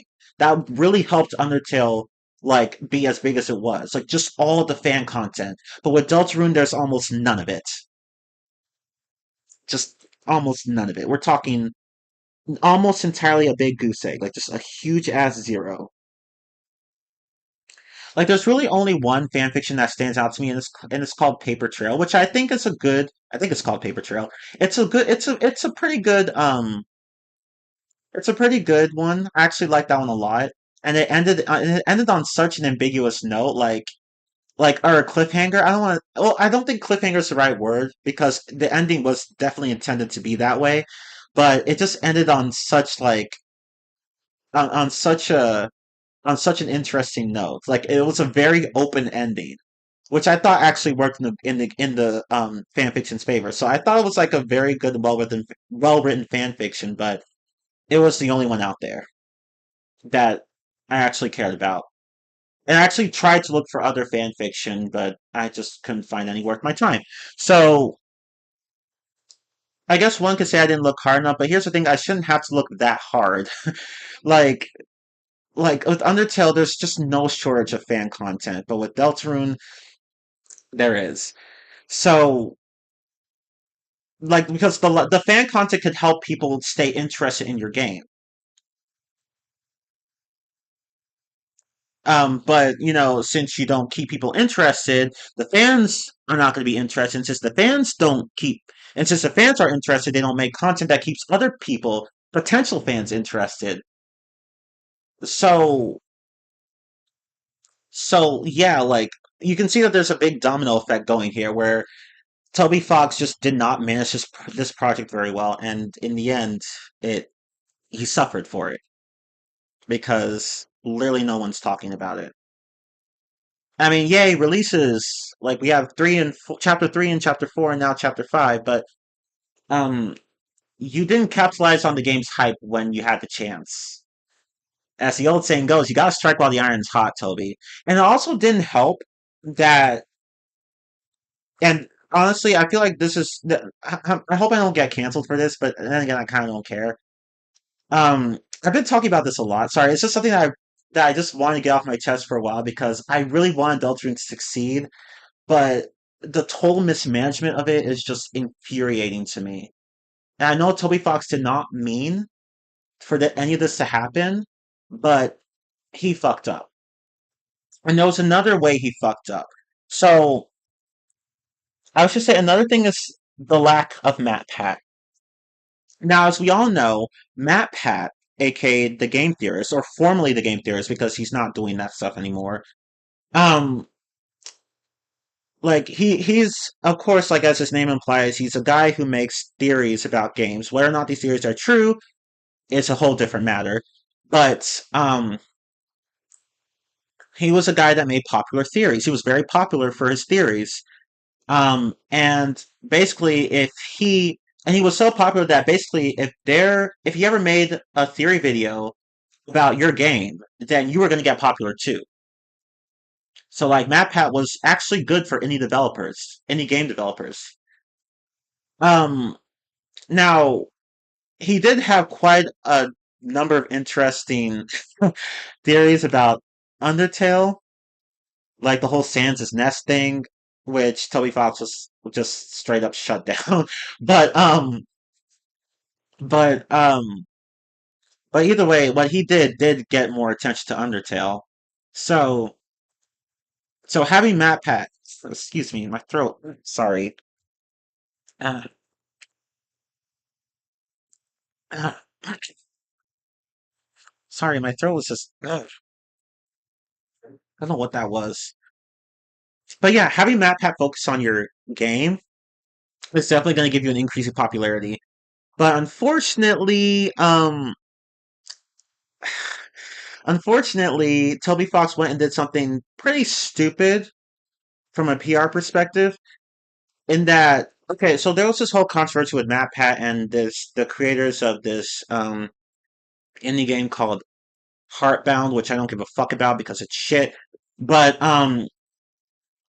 there was this video where I'm trying to remember what happened here. So so there was this video that was released on his channel, um, where I guess people thought that that the video was saying that Heartbound was basically the next Undertale or whatever, um, and that was going to mislead people into thinking that it was meant to be a sequel to Undertale or Deltarune or whatever. Which, but if you actually look at the video and the tags, like that's not really true.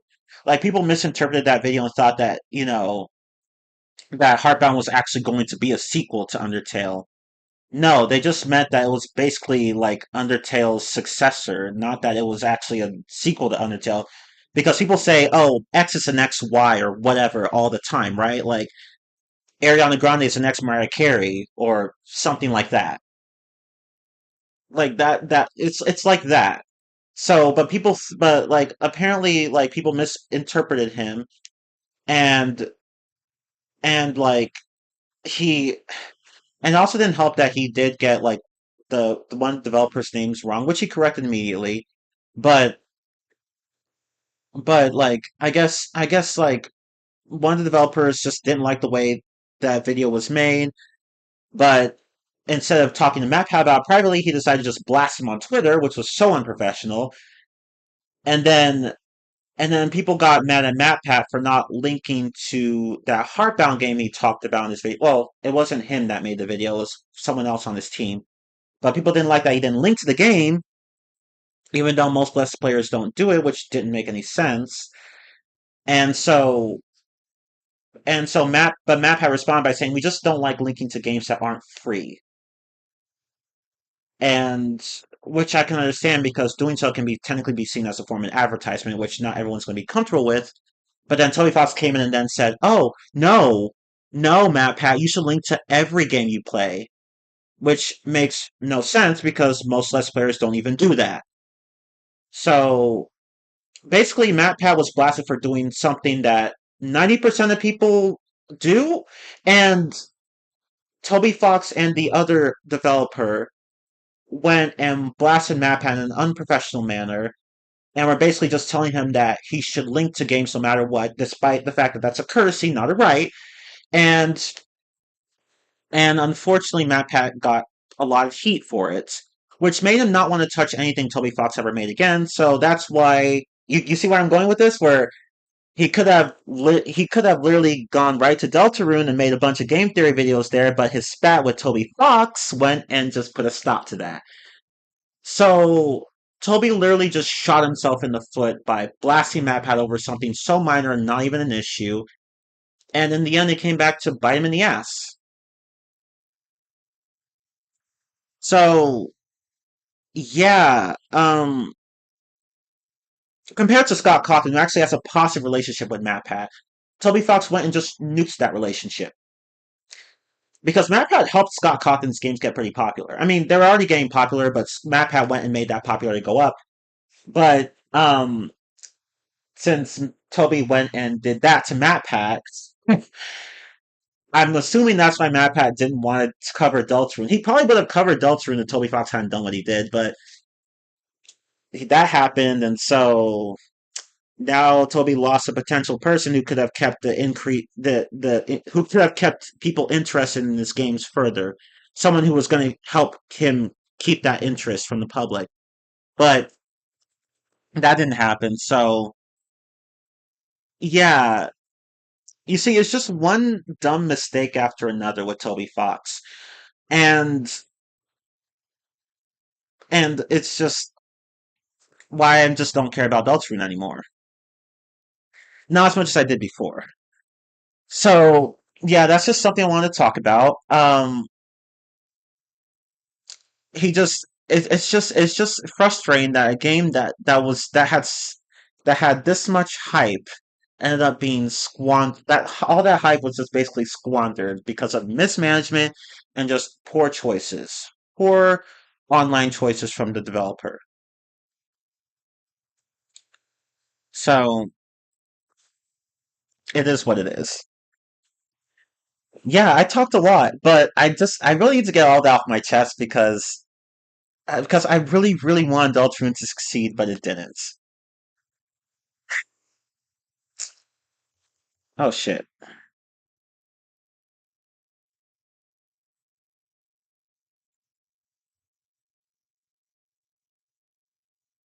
I'm sorry, I have nothing to say about this because I just don't care about Deltarune. I don't blame you. Literally nobody cares about it anymore. That's exactly my point. Like really it just what Toby really should have taken a page out of Scott Cawthon's book and kept the interest in the public by just releasing content regularly. But he didn't do that. And I know, and honestly, people are gonna say he had a wrist injury. He can only do so much. He's not alone. He has a team behind him. Other people can just do that for him. So, like Toby Fox really just ruined Deltarune's potential. It could have been way bigger than it currently is if he had just been smarter about the way he handled things.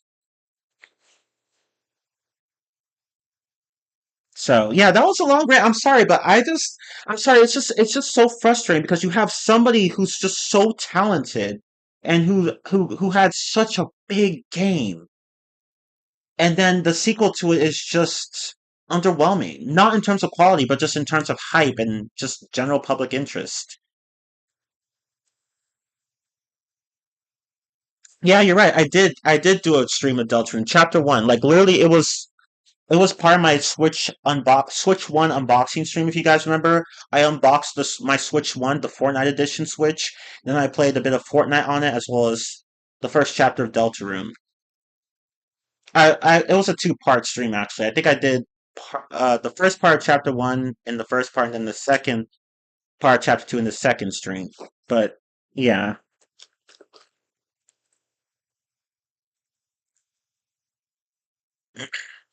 but sorry, that's all I have to say. Like, I mean, I guess to be fair, this is Toby Fox's first big um multi-chapter game project. So I guess I will cut him a little bit of slack, but only a little bit because again, it like experience no experience, it doesn't take that long to release a game like this. He should have been done already. It should he should have already released the final chapter. And part of it was simply because he just didn't plan things out properly. The game became too big for him to handle. He just didn't have a good enough team at first, from what I've read. Just a number of things that he just didn't manage very well. Um, Hopefully this is a learning experience for him, though. If he does something like this again, hopefully he won't be making the same mistakes. And and to be fair to him, we have been getting chapters a bit more quickly recently. Like 3 and 4 released not too long ago. I think like a few months ago. I don't remember. I have to look. But chapter 5 is on the way, so like he has sped things up a bit. So I think he and his team have figured out what the fuck they are supposed to be doing.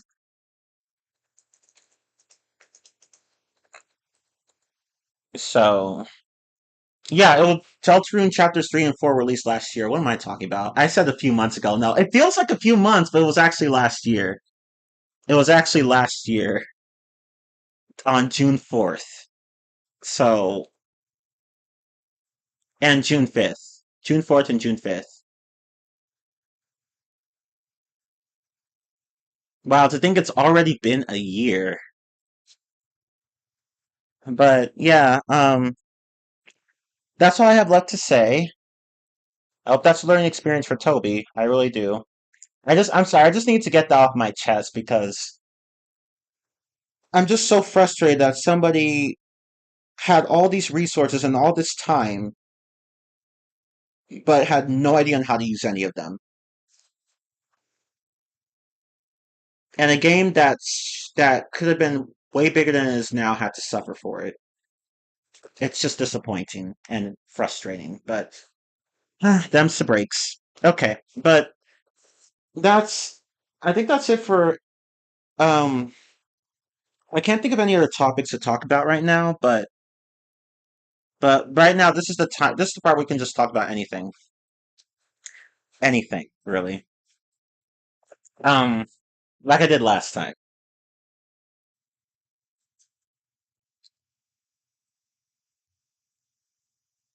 So because I think I pretty much talked about everything I wanted to talk about. We talked about the movies I watched, the new games, some of the new games that are coming out, my issues with Deltarune,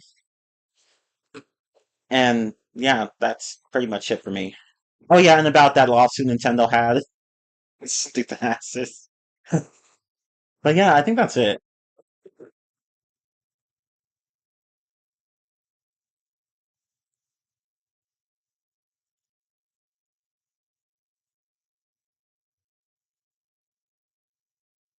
Well, I hear that the social media reaction embargo for Toy Story 5, I'm sorry, for Toy Story 5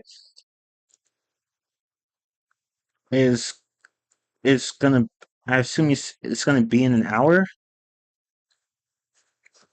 or well,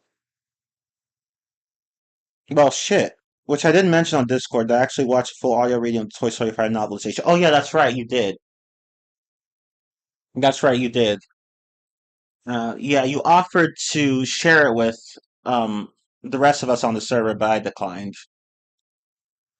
If anyone, I'm fine with other people having access to it. I just wanted to wait for the movie to come out, so I declined. Not gonna lie, but I feel like they should have just stopped at the Toy Story 3. Yeah, like I wanted to say this last stream. I'm surprised I didn't say this, but literally after the stream ended, I was like, oh, I could have said this. So m I completely agree that the story could have just ended after Toy Story 3. I mean, I've already said this. We all feel this way, or at least most of us. But this is something that I'm just really annoyed about, and I'm just so tired of seeing in movie theaters and just in entertainment in general, over and over and over again, where they feel the need to make sequels that just don't need to exist. Toy Story 4 didn't need to exist. Ice Ages 4 through 6 didn't need to exist. The Devil Wears Prada 2, fun movie, but it didn't need to exist. And I could keep going. I'm just really tired of people making sequels that have no place in being a thing. Oh, and the Jumanji 2 movie, like the sequel to the original Jumanji movie. I mean, I'm sorry, not the original one, the one where the characters are in the video game, not the one where they're playing the board game. Not that old one. I'm talking about the newer one because they made a sequel to the newer one, and it has Aquafina in it for some reason. Because why not? And that didn't need to exist either. So stop making sequels that don't need to exist. Stop doing it. I'm just so tired of it. If you can't just tell another original story, you have to make a sequel out of everything. Do you need to make a sequel out of everything? Because these are resources that could be better spent on other films. Or not even just other films, just other things. Like just anything but a sequel. I mean, I get it, people want the filmmakers want like to take advantage of the nostalgia that people have for earlier films and whatnot. But fam, nobody is asking for sequels. Nobody's asking for them. So stop making them. Like, if a sequel doesn't need to exist, just don't make it. Do something else. Like, and like, you can't even use nostalgia as the only reason because sometimes filmmakers are just creatively bankrupt and they have no other idea what to do. So they just make another sequel and hope which ends up being very similar to the original, and they hope that it'll count as a movie. To me, it doesn't. So stop doing it. Just stop. Okay, just stop.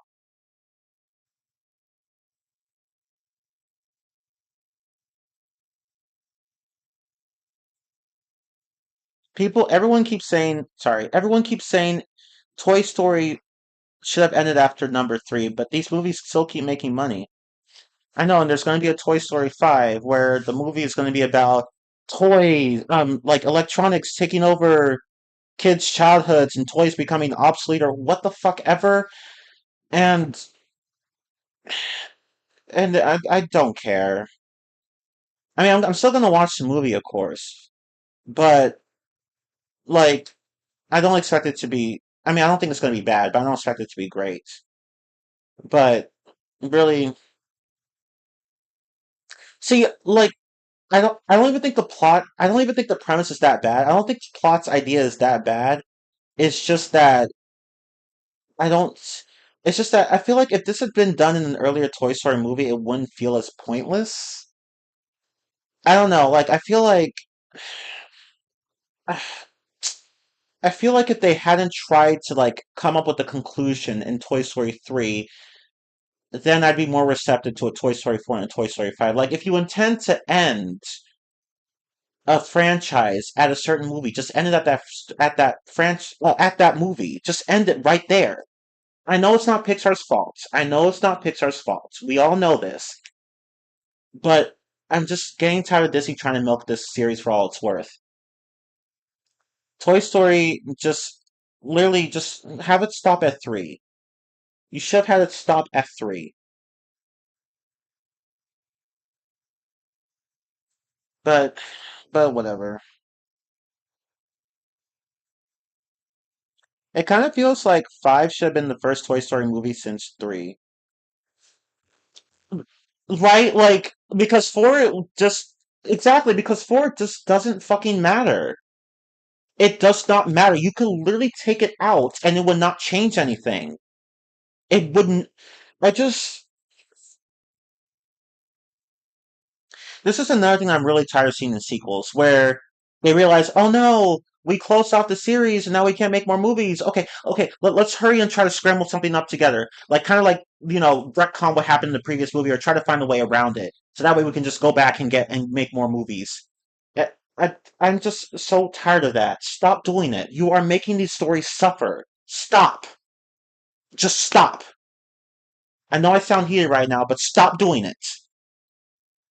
Just stop. Woody leaving his group, that emotional impact means nothing anymore. It meant something in Toy Story 4, but since he just came back just like that, now it doesn't mean anything. For fuck's sake, just focus on storytelling for once and stop milking series for all they're worth. Exactly, they tried to retcon what Toy Story 4 did. I'm just so over it. I'm so over that. Not only are they trying to cash in on all the nostalgia and just milking the series for all it's worth, but they're just being creatively bankrupt at this point. You guys seriously just can't focus on another series? You can't do that? Apparently they can't though, because every time they do it, it it ends up just sucking. Like the good dinosaur. Well actually to be fair, like that wasn't entirely on Disney. Pixar made that too. So it was one of Pixar's duds. But I could also bring up other examples like Elio. That did not do well. So oops. I just it's like it's really funny because it feels like Disney's in this catch 22, right? Where they can just keep milking their current series, or they can try to make new series, but they suck at both. Like they suck at creating. They can create more sequels or more movies, more original movies, but they suck at doing both. So like they're just so like they, so it's like they don't know what to do. Maybe get better writers, get new staff, or just sit down, like take a step back, sit down, and then try to think of good stories that can be told. Like stop pumping out all these releases and just take a step back, sit the fuck down, and take some time to think about what would be a good direction for your company. But I guess that's asking for too much. I don't know. I don't know.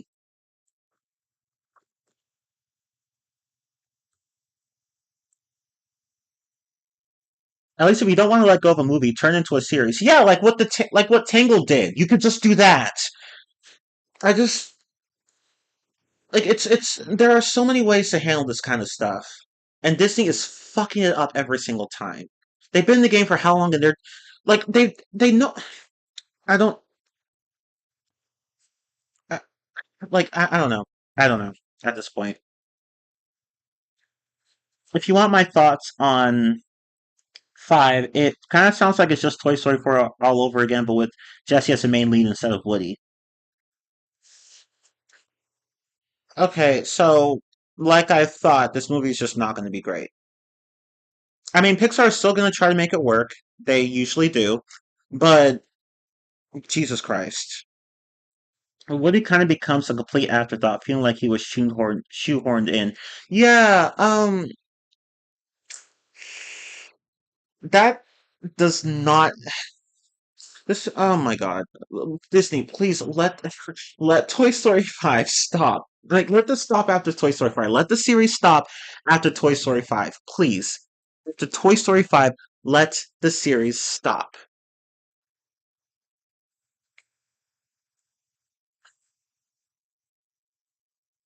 Just please, we're tired. We're tired. Three had the perfect ending, and you all went and ruined it. Stop. Like literally, I honestly would be more forgiving. I would be more forgiving.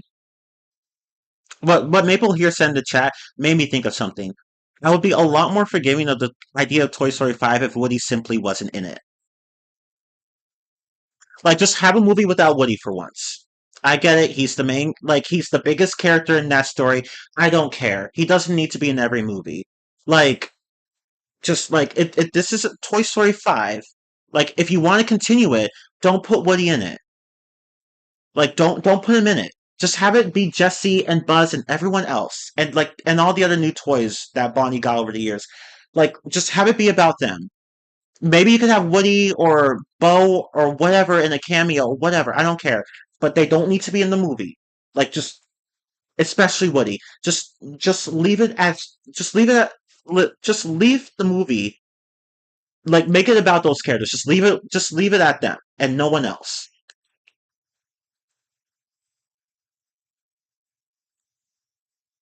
Because like having the movie center around Jesse taking Woody's role, that would okay. Like, I'm not against that. I'm really not against that. But if you're just gonna put Woody in there because, oh, he's the star, then no, fuck you. Because you're basically you it's like you can't. It's the same problem that the Sandy Cheeks movie had when you think about it, where SpongeBob didn't really need to be in the movie, but they put him there because he's the main star of the show. It's the same thing here, where it's like they're just going to shoehorn Woody when he just doesn't belong in the plot. At least from what Maple said. I don't know. I just. But it's Woody! Yeah, I don't care. I don't give a fuck. Like, he's gone. Toy Story 4 yeeted him out of the group. He's gone. Let him go. Like, we need to normalize letting things go, okay? Well, like, movie filmmakers, every filmmaker out there, let things go. Let shit go, okay? Let stories end. Let characters move on. Let things go. Okay? Every good thing has to come to an end. Okay? Like, someday everything good is gonna come to an end. I used to say this all the time in my fucking streams. Let things go.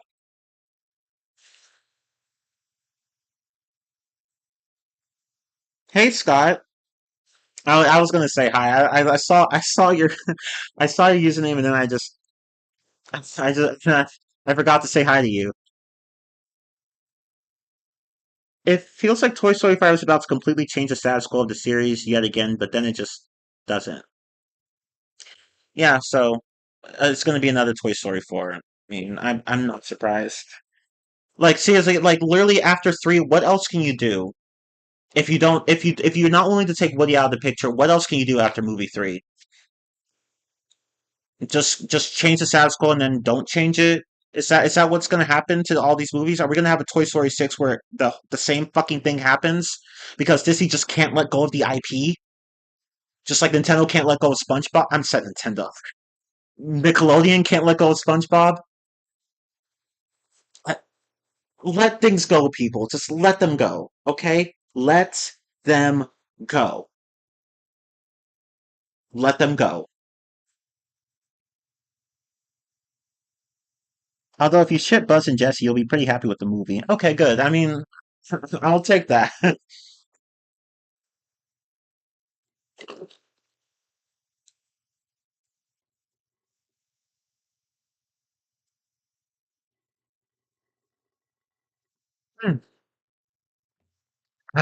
I love Fanta Orange.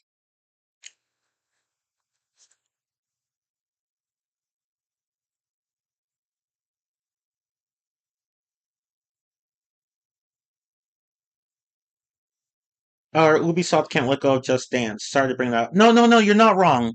You're not wrong. Honestly, Just Dance should have just stopped after 2022. 2022 would have been the perfect game to stop the series on. It would have been perfect. Like, honestly, to me, it did.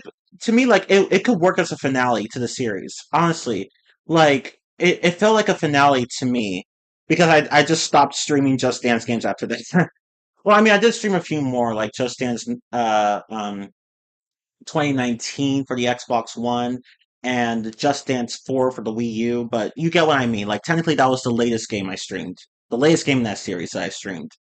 I did not touch any. I mean, I have all the games that came after 2022, but I did not stream any of them. I have played a bit of them, but I have not streamed any of them. 2022 should have just been the final. Like, it could have been the perfect. It could have been the. It could have been the perfect game to end the series on. Like, there was literally a tribute to Katy Perry in one of the songs, TGIF. Like that literally would have been the perfect game to stop the series on. But no, keep making the games and inferior ones too. Like on the like if you can't use a full body camera, what's the point? Like we could forgive with the older games because all the all because there was only the Wii and it wasn't until 3 that the Kinect came out. But like I mean it wasn't until 3 yeah, it wasn't until 3 that the Kinect started being used in the games, but like still it just it just stopped after 2022. It didn't need to go on any further. But anyway,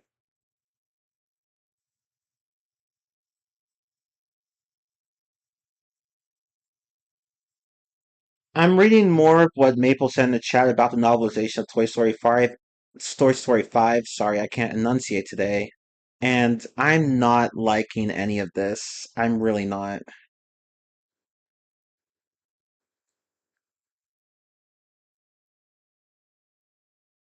Maybe Bonnie should give away her toys because I don't think she takes very good care of them either, from what I've seen.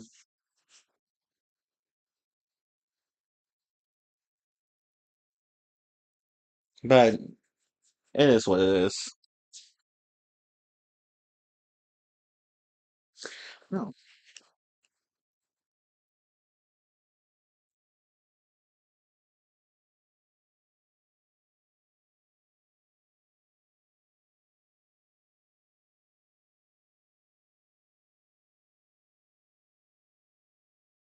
My cousin just texted me.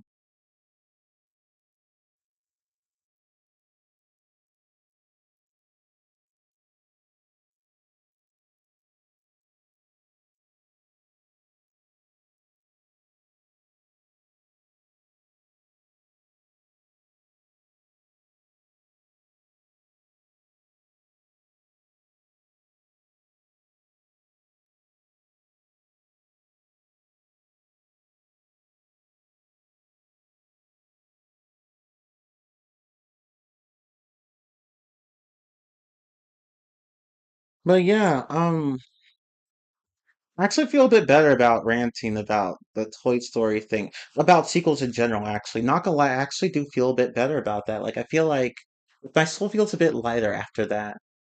It's good to have that feeling after you just rant after you go on the big rants about something that's just been annoying the fuck out of you. So like so like yeah, like I'm glad somebody brought up Toy Story 5 because I'm just so tired of my beloved I one of my most beloved IPs being milked for all it's worth. SpongeBob being another one. So yes, that was very cathartic. Thank you all for helping me process these feelings that I've been having because fuck any company that tries to milk an IP for all it's worth. Just fuck you from the bottom of my heart. Fuck you. Fuck you. Anyway,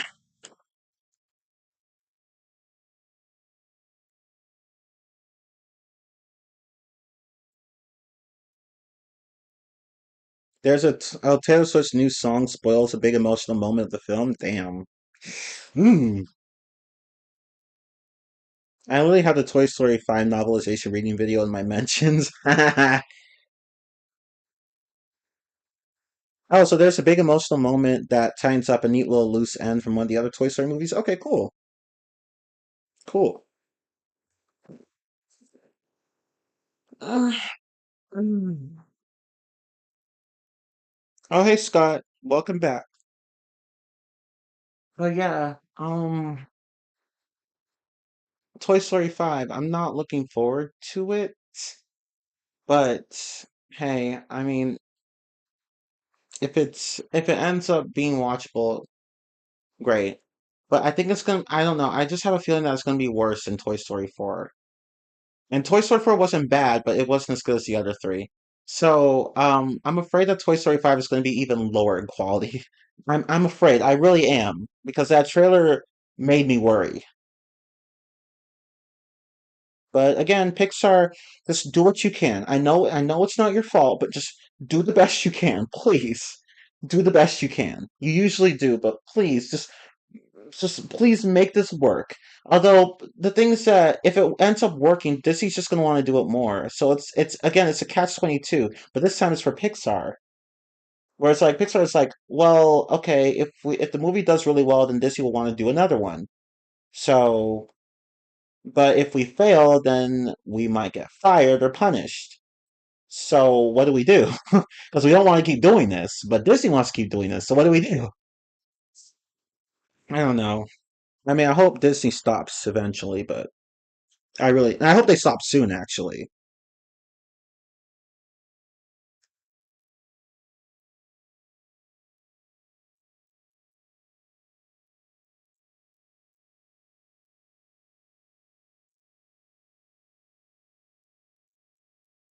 Oh, shit. Hang on one moment. My cousin lost something, apparently, and it's very important to her. I hope I didn't take it. I don't think I took it. I'm pretty sure I didn't take it. It's her wallet she's looking for. Like I have one that looks exactly like it because my dumbass wanted the same color for some reason. But I'm pretty sure it's I didn't take hers because I would have realized it if I had. Um, damn. Oh man, she needs her ID too for something. She's on a trip right now, so oh. But yeah, I didn't take. Yeah, looks like I didn't take her. Nope, I didn't take her ID or her wallet really. But I wonder where. Oh, I hope. Huh. Shit. I hope she didn't lose it. Huh. I don't know where she could have kept it. Well, I don't have it. I know I don't have it.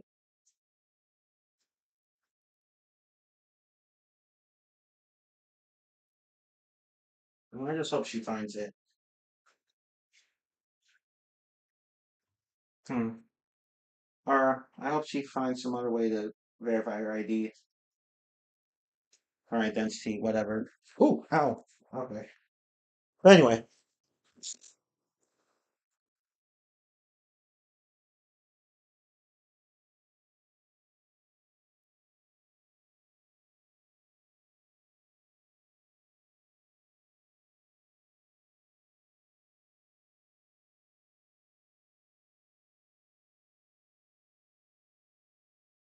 okay. Anyway,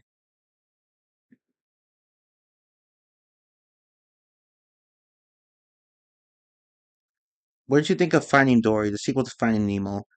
Uh, Finding Dory it was good, just not as good as Finding Nemo, in my opinion. But if you're wondering what it's about, for those of you who don't know, it's about Dory finding her parents, I think. It's been a while since I last watched the movie, but I remember liking it, but it wasn't as good as the first. But it was still good, just not as good as the first. But anyway,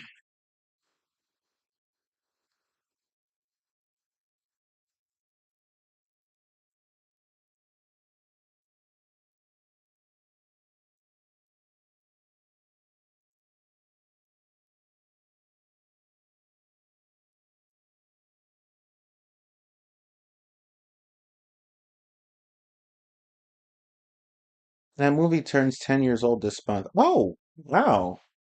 I didn't know that.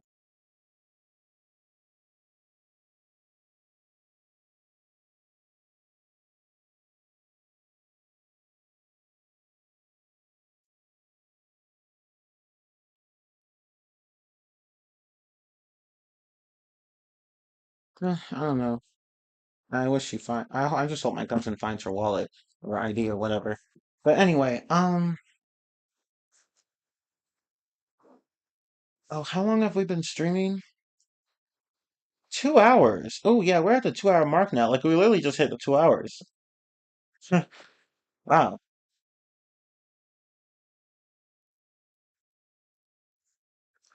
I Finding Dory came out that long ago? I thought it came out after 2020. Yeah, it's been a while. I didn't, yeah, I'm surprised it came out 10 years ago. It doesn't feel like 10 years, does it? It feels more like 5.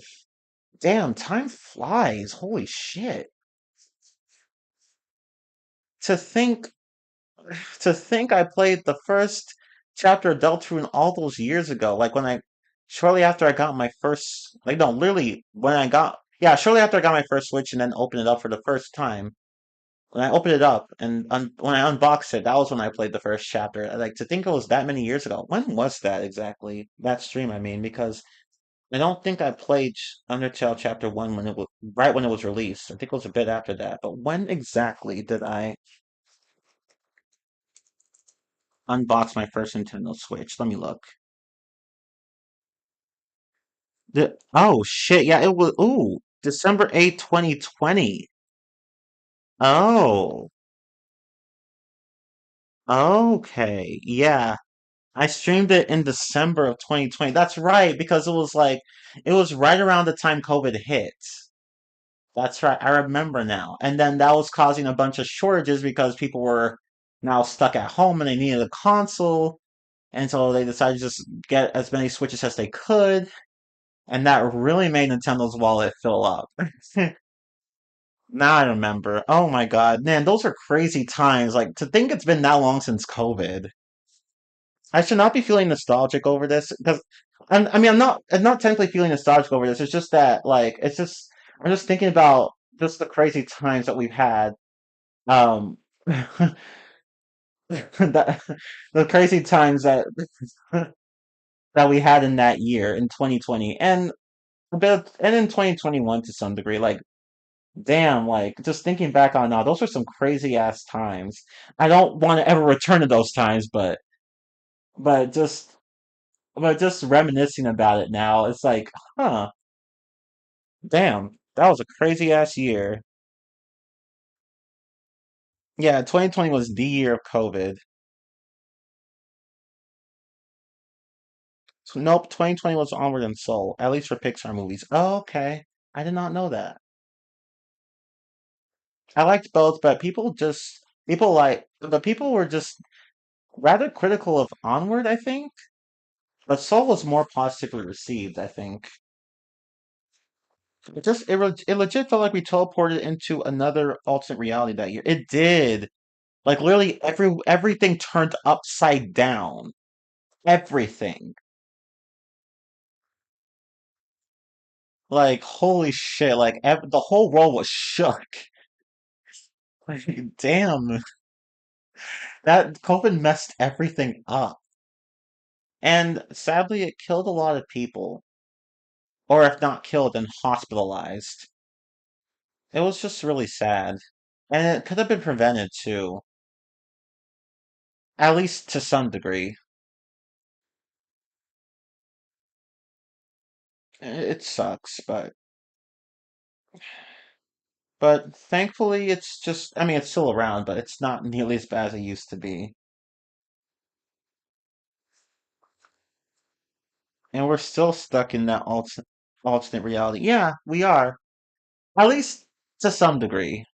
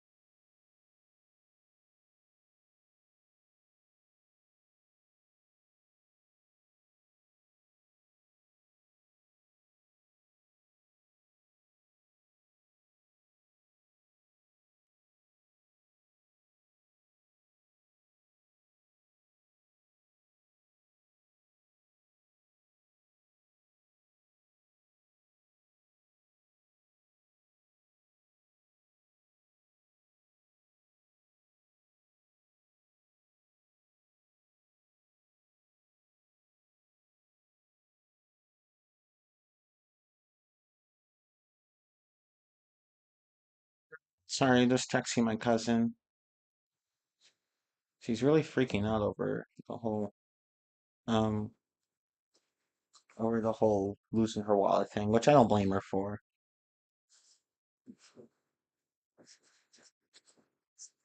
No, I don't have her wallet. But anyway, have we ever talked about Wish? Yeah. Um, we did. I did a rant stream on it years. Not, I don't think it was years ago. I think was it last year? I don't remember. It was sometime. It was very recent, but well, not that recent. But I did. Here, let me look it up. I can't remember when I do shit. To be fair, I've done a lot of streams. A lot of streams. Oh, actually, it was almost 2.5 years ago. Almost 3 years ago, actually. Damn. But it feels like it was. It feels like I talked about it feels like I talked about these last year, but no. I made the rant stream about the first FNAF movie and the Wish movie on November 29th, 2023. So two, like 2.5 years ago, 2023. Like, damn, time flies. But yeah, Wish sucks. It just sucks. It sucks. It's just one of the laziest Disney movies I've ever seen.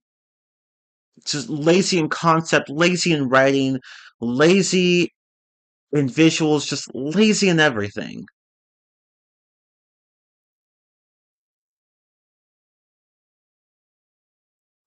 Just it was just a disappointment. And it was supposed to be the 100th anniversary film for the company. The 100th anniversary film. If it had not been an anniversary film, I think people wouldn't have trashed this badly. I mean, they still would have trashed it, but they wouldn't have trashed this badly. I don't think they would have. So, Jesus Christ, it was just so lazy and boring. I almost fell asleep when I was watching it. It was just that lame. It was like Disney just could not.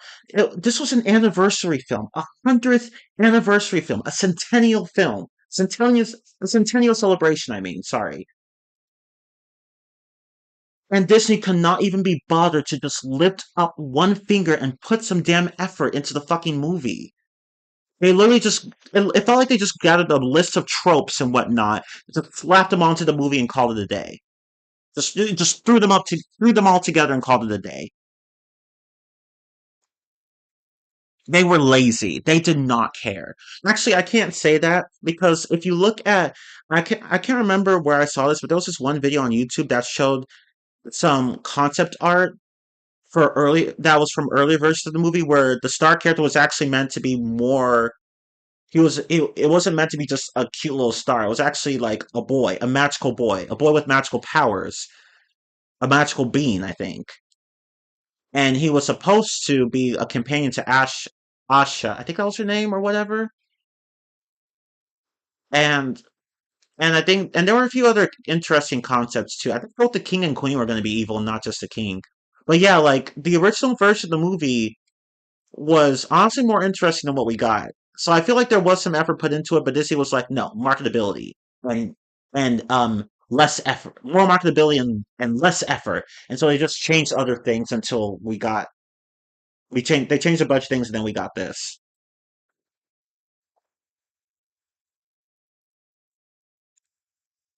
Wish was probably the worst Disney animated movie ever made. Honestly, I think you're absolutely right. I don't think anyone's going to disagree with you on that point because I can't name a single Disney movie that was as bad as this one because Disney has made quite a few bad movies, but I don't think any of them were ever as bad as Wish. Wish is just there's nothing redeemable about that movie. Nothing. It's just that awful. And I've seen a few awful Disney films. We all have, but holy shit, Wish takes the cake. I think it's actually the worst one out of all of them.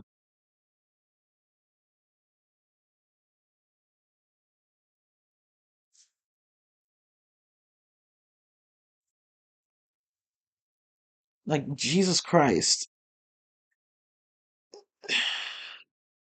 It's like Disney went and said, "Here, damn, one anniversary film right there." Like they just did not care.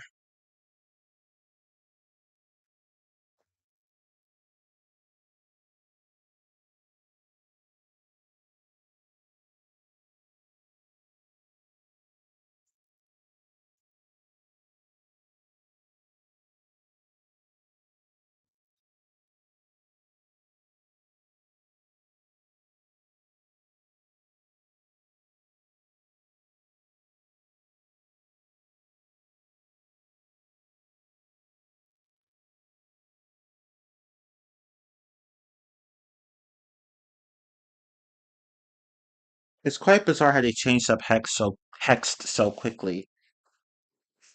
Oh, Hexed, yeah, I heard about that movie. I don't think I've ever seen any trailers, but I have heard about it. Um, it looks like that Hex movie might follow in his footsteps and might follow in Wish's footsteps. Yeah, I'm afraid of that too, because again, this is another original movie that Disney's about to make, and we all know about their track record with those movies because Elio flopped, Wish flopped, The Good Dinosaur flopped. It's just yeah. Now to be fair, Disney has made some great original movies, but like after some point in time, after a certain point in history, they just stopped caring, or they just grew more incompetent, or both. Like they just stopped being able to make original movies. So now I'm afraid that Hex is going to be shit. Well, no, to be fair, we did have Hoppers. I forgot about Hoppers because Hoppers was actually good. So Disney actually does have the potential to make good original movies again. But here's the thing: I think Hoppers actually had effort put into it, whereas the others kind of didn't. So so that's a problem.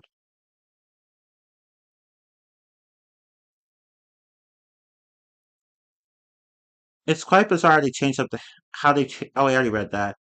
Hex was supposed to be a story about about a boy and his mother, but now they changed it to a girl. It just looks like the Yellow House all over again. I just, why would you?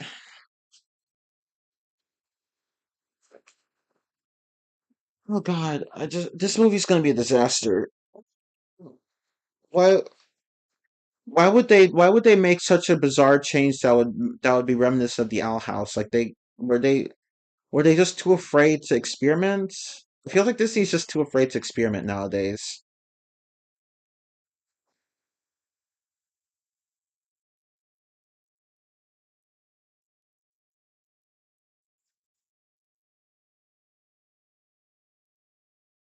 Mm.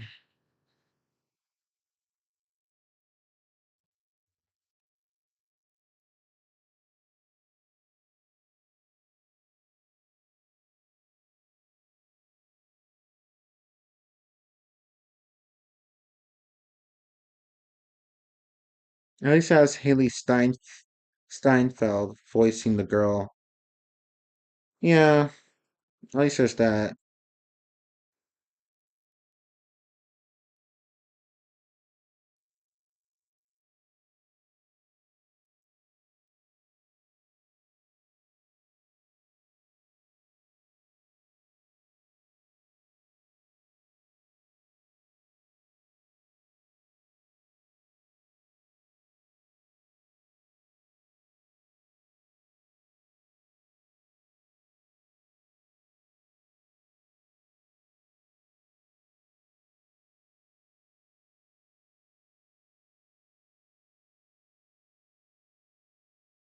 That girl is usually never in any bad movies. Um, let's just hope that that streak of hers doesn't come to an end here. I don't want to say there's a first time for everything because I feel like that would jinx her, and I really don't want to do that to someone like her. I don't. Is anyone getting Super Mario Galaxy movie on 4K when it releases next week? Oh, I am. I ordered the Steelbook. I pre-ordered that shit. It is coming to my house. But I know everyone's gonna be like, "Chi-Man, why would you pre-order a Steelbook of a movie that you thought was pretty mediocre?" Collection reasons. That's really all there is to it. And I've been trying to collect Steelbooks, so why not? I mean, again, I have multiple Steelbooks that I'm looking at right here. I mean, I got the Minecraft Steelbook. The Minecraft movie was shit, but I wanted the Steelbook because it looked cool. So screw it.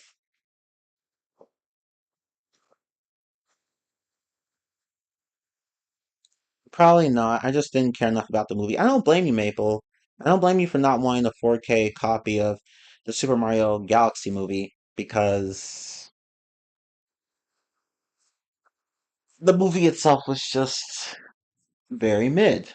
Even more mid. Well, I don't know. It's hard to say which movie was more mid between. I feel like the second movie was more mid than the first, which is funny because the second movie had a lot more spectacle than the first did. But the storytelling is just as shitty. So yeah. Yeah, it's just not as good as the first movie. The first, and that's saying something because the first movie wasn't very good either. Some people were all like, "Oh my God, it's a great movie." I'm like, "No, it's not. No, no, it sucks. It's I don't want to say it sucks. I don't want to say it sucks. It's just not as good as you think it is." Because the first movie didn't suck. It just wasn't that great.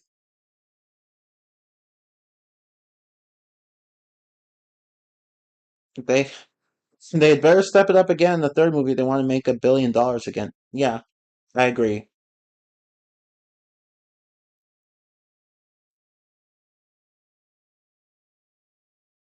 It's how I felt about Search for SquarePants. If it had a 4K release, I wouldn't bother regardless. Well, well, I have it.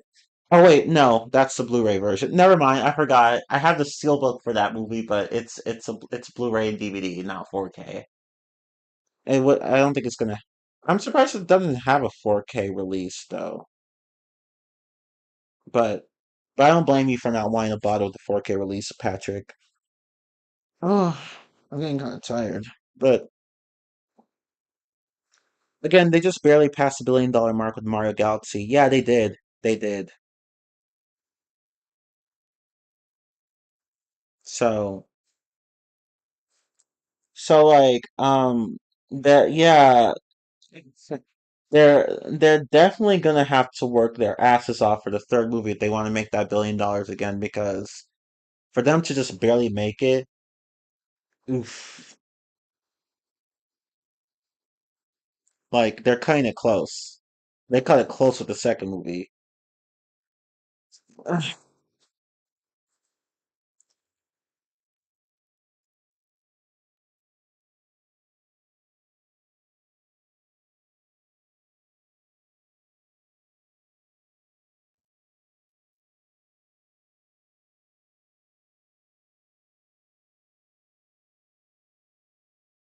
Oh yeah, so the first movie um made $1.361 billion in revenue. So that was its box office revenue. But the second movie, let me look at the exact figure for that.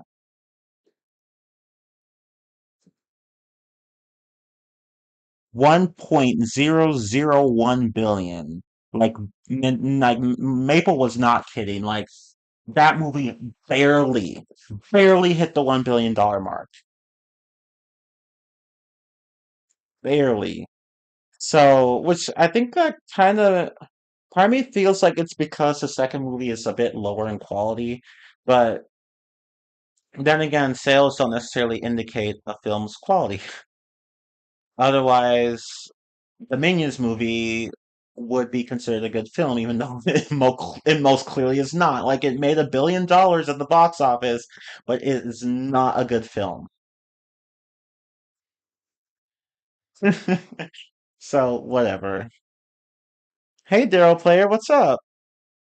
Now it seems like the Michael Jackson movie might pass $1 billion next. Oh, of course, definitely. It's Michael. I mean, one of the most iconic musicians ever, if not the most iconic. Contemporary musicians, anyway. So, So yeah, like I'm not surprised that that movie is gonna make if that movie's gonna make $1 billion.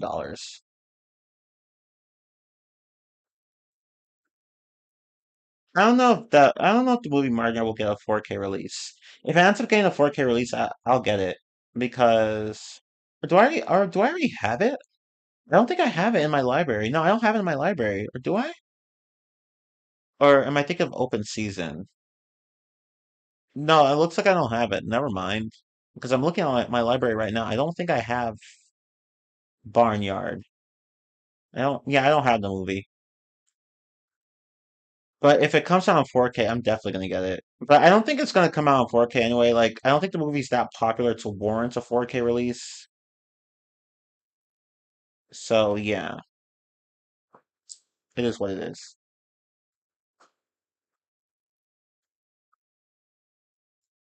Mm. Damn, I'm tired. I recently got my old Wii U opened.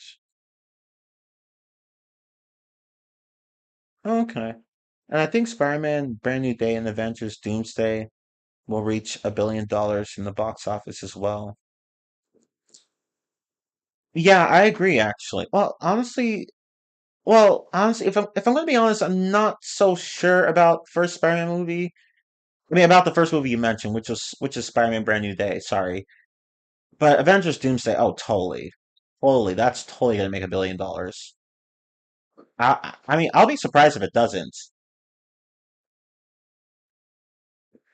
But the Spider-Man movie, I'm not entirely sure about that, but we'll see. I don't know. I just feel like it's kind of hard to. I feel like it's going to be hard for that movie to not impossible, but challenging for that movie to reach the success that No Way Home did because No Way Home was critically acclaimed, I believe. Like it was just highly praised. So Brand New Day has a really high bar to reach. Like the bar has been set pretty high.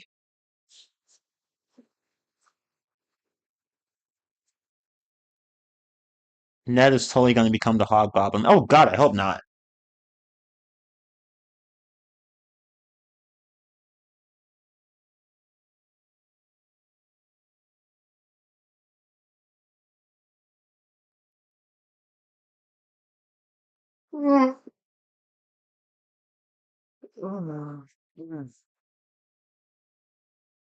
Oh, it's definitely not going to make as much No Way Home, right? Like it's not.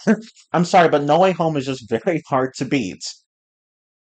I just don't see it happening with Brand New Day. I don't.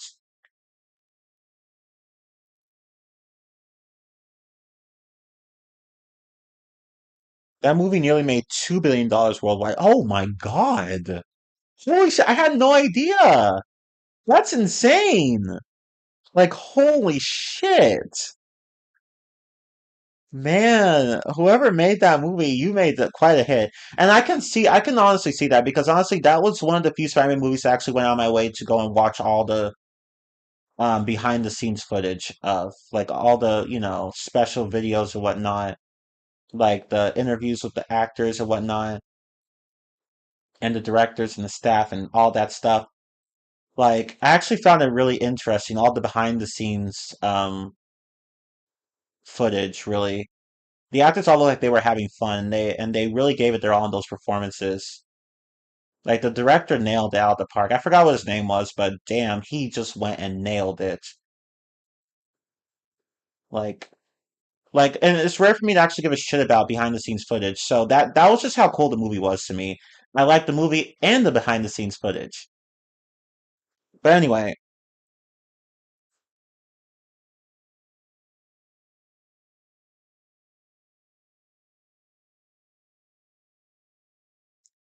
let's see. But if Brand New Day makes somewhere between 1 to 1.3 billion dollars or more, then that would certainly be seen as as a success.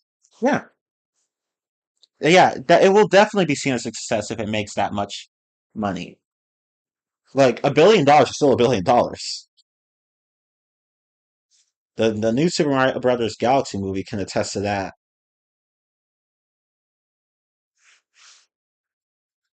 But yeah, I'm getting that movie only for collection purposes and nothing more because it was somehow even worse than the first movie. The I'm talking about the new Mario movies, by the way. So I don't know. Well, we'll see. If the third movie ends up being good. Though I agree with Maple that the second movie should have been third movie because they jumped straight from the Mario setting, the typical Mario setting, like the Mushroom Kingdom and all that shit, to the Galaxy worlds and whatnot. Like there should have been an in between there. Like you went from one to the other way too quickly, Nintendo and Illumination. Like slow it down. But whatever. By the way, it's rumored that Call of Duty Black Ops 1 and Black Ops 2 might get a PS5 remastered port. Oh, cool. I'll probably get that then because those are the only two Black Ops games. Well, no, not the only two. Like, honestly, to me, those are the best ones. And, ooh, I need to close this door. It just opened up because I didn't fully close it. Okay, anyway, the second movie should have just been Super Mario World. Yeah, like there should have been in between, but they just jumped from the first movie to the galaxy area to the galaxy worlds, and I'm like, no, dude, you should have like you. Sometimes I wonder who the creative directors are behind these decisions. I really do, but it is what it is.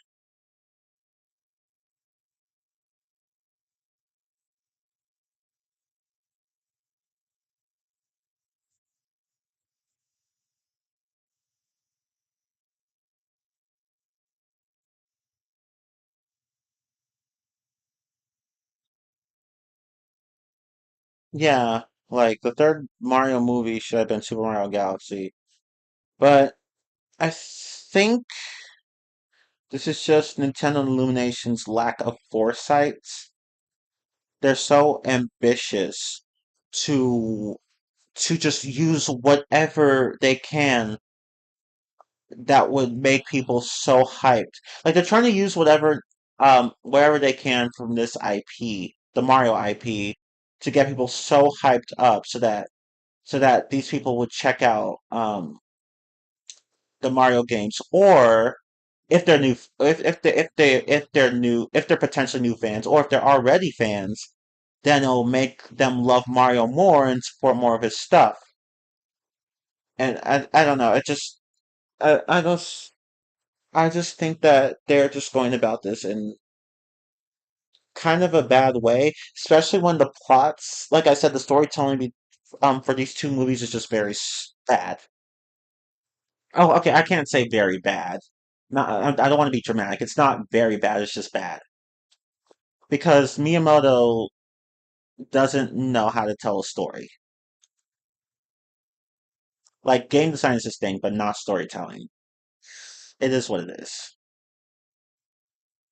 Yeah, the fourth movie could then be Mario Odyssey. I can totally see that. Hell, even I believe even the Galaxy movie had some Odyssey vibes, in my opinion. Like there was even like an area in there was even like one scene in the movie that had an area from that game. So yeah, they could definitely lean more into Odyssey in the fourth movie. Well, the what should have been the fourth movie, but it's the third movie now. So yeah, yeah, the World Cup is this week. So yeah, everyone's super excited about that.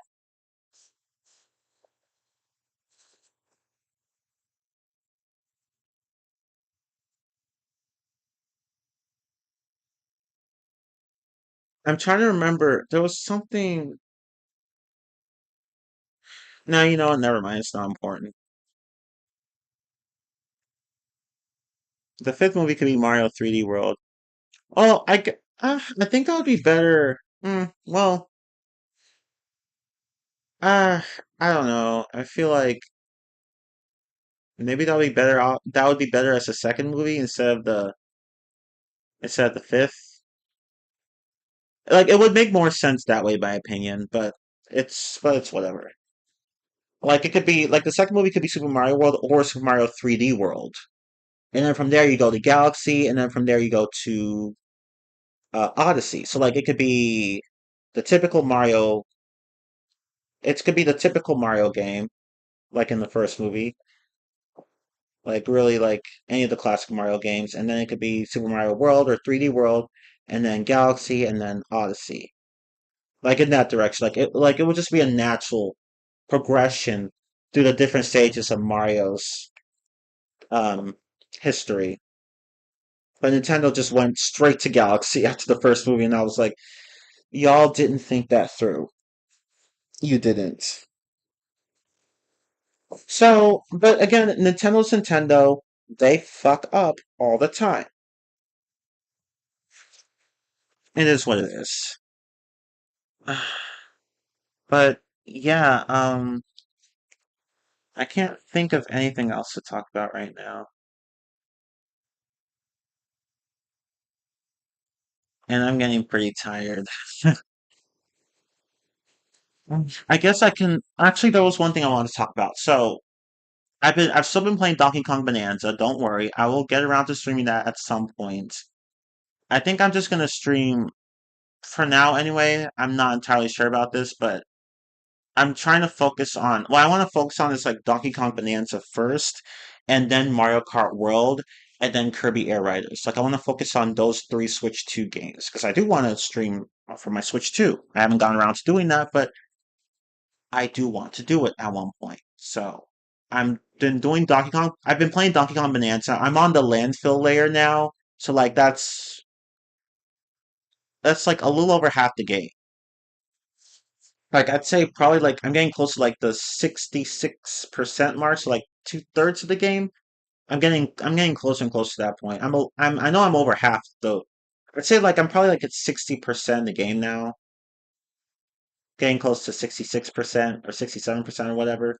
So yeah, I've been playing it a lot, and I haven't just been playing it. I've actually been going out of my way to like look for every single fossil and and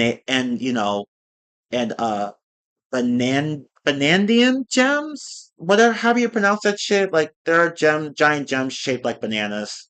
I've been trying to find all the bananas and fossils I can find. And I've been trying to buy all the clothes too, and all the other um and all the skins you can get for Donkey Kong and whatnot. Like I've been trying to get everything I can in each layer and sub layer.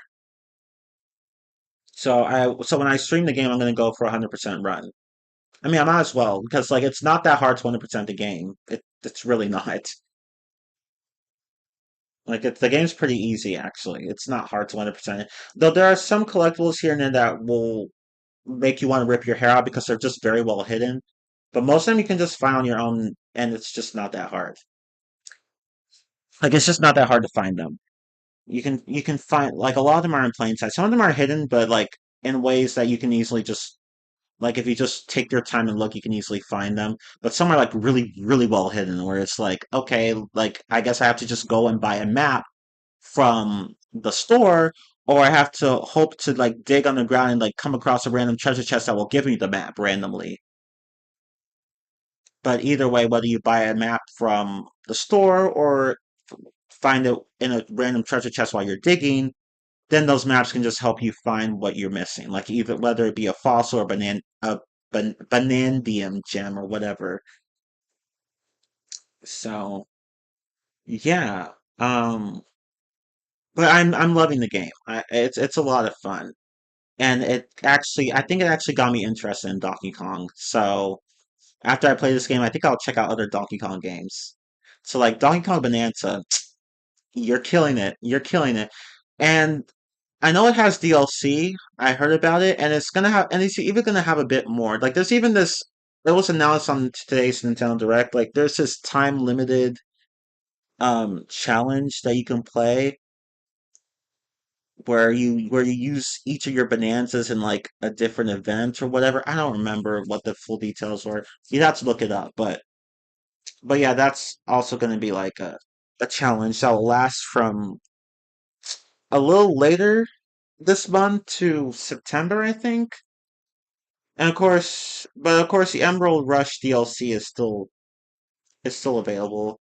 I don't really care to play it very much, honestly. It's the DLC feels kind of weak. It looks, I mean, it looks kind of fun, but it's just not something I don't think. I mean, I did buy it, but it's not something that I don't see myself spending a lot of time with. But the base game itself is great.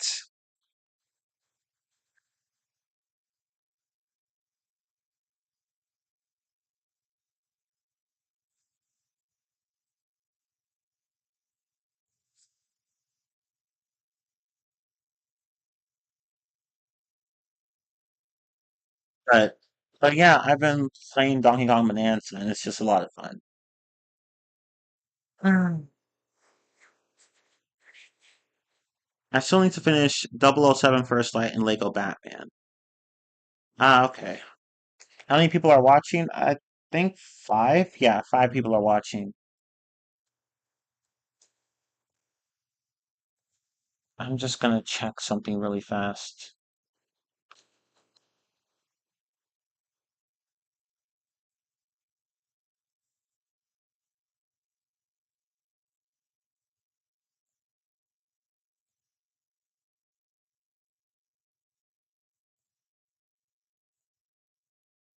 Okay. What was I gonna look up? I was gonna look up the game that. Oh, okay. Here we go. 007 First Lights. I will add that to my wish list because I do not want to buy that at full price. Forget it. I'm not doing that.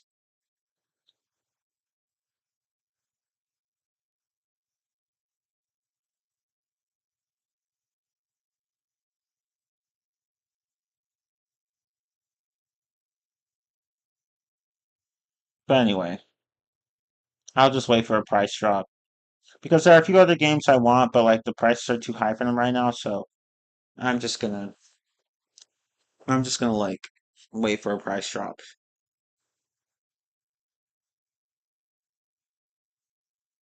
And if anyone wants to, I will copy and paste the reactions that are coming from Toy Story 5. Oh, okay. Mm. But you know what? I'm tired though. I don't have any. I don't think I have anything else to talk about. Again, I'll try to stream Donkey Kong Bonanza as soon as I can, and then Mario Kart World, and then Kirby Air Riders, and I guess that'll be it for for the Switch 2 for now. I mean, I have three other Switch 2 games: Pokemon Legends ZA. Um, what else? Oh, Mario Tennis Fever and Kirby and the Forgotten Land with the with the Star-Crossed World DLC or whatever it's called, the DLC with it. So I have six Nintendo Switch 2 games, but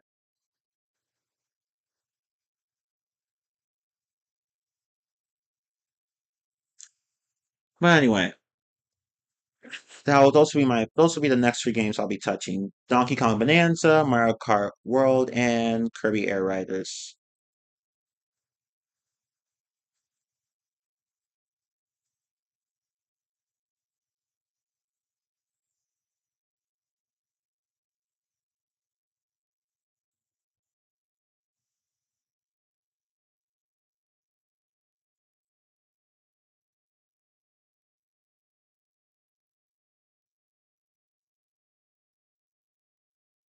Are those really the reactions that people have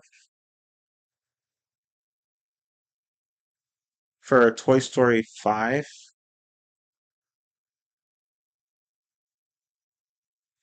Well, whatever. I'm just surprised, honestly. From the novelization of Toy Story 5, I mean.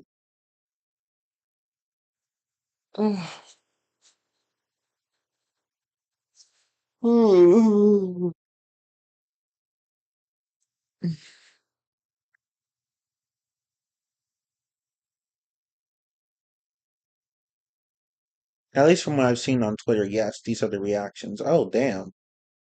Well, shit.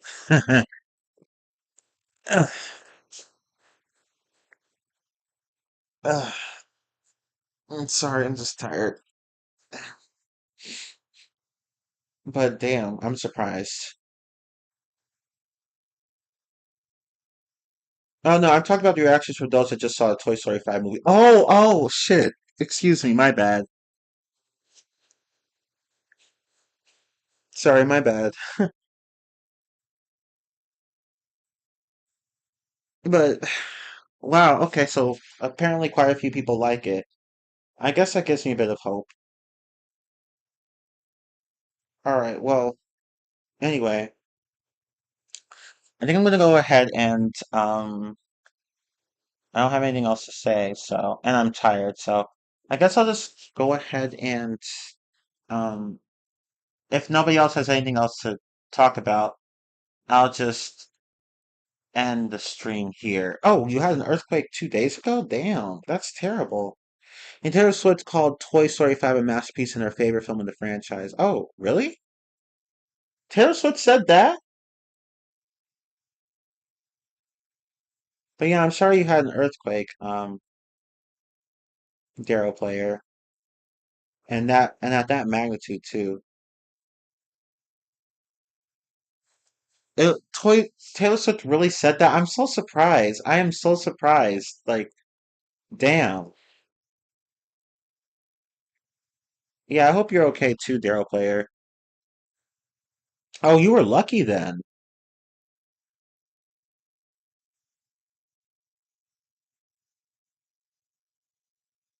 You were lucky. I don't have anything to talk about. Yeah, me neither. Yeah, I guess that is it for right now. I don't have anything else to talk about.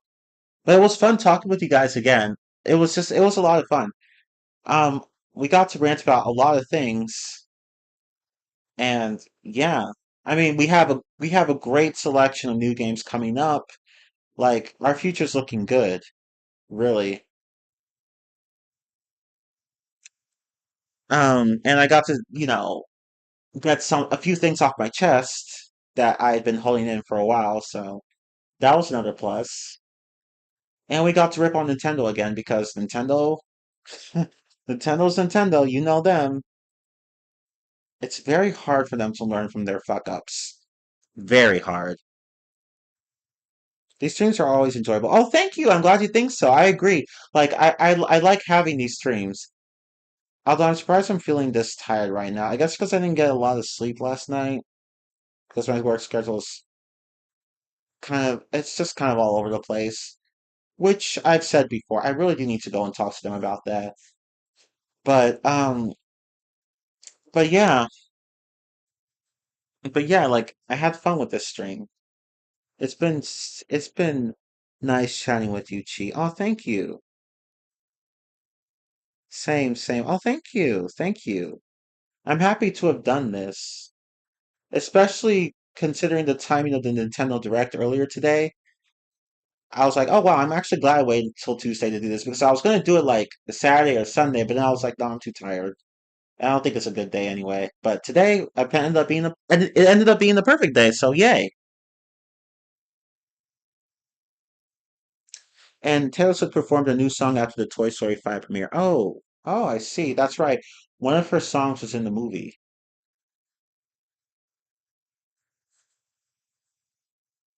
Are you about to end? Yeah, I'm about to end because I'm tired and I don't have anything else to talk about. And I don't think anyone else has anything to talk about either. So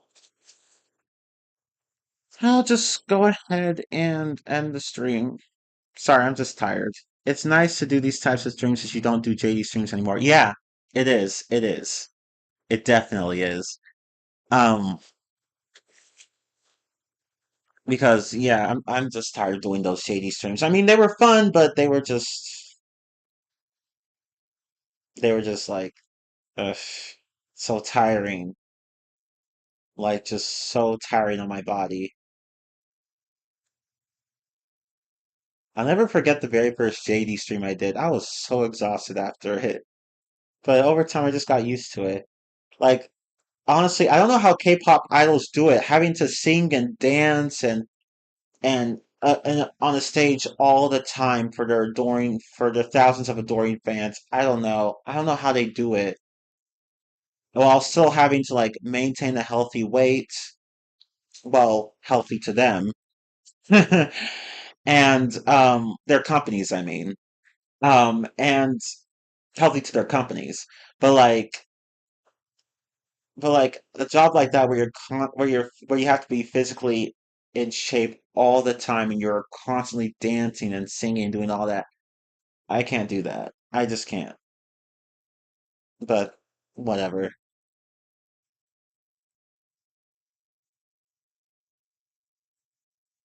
Toy Story 5 is a tiny bit disjointed at the start, but they end up paying off with a phenomenal third act. Top tier stuff. I laughed, I cried, I loved it. Oh, okay, I guess that gives me a bit of hope for the movie. Michael died um on the 25th of June. Was it the 25th? And that was in 2009.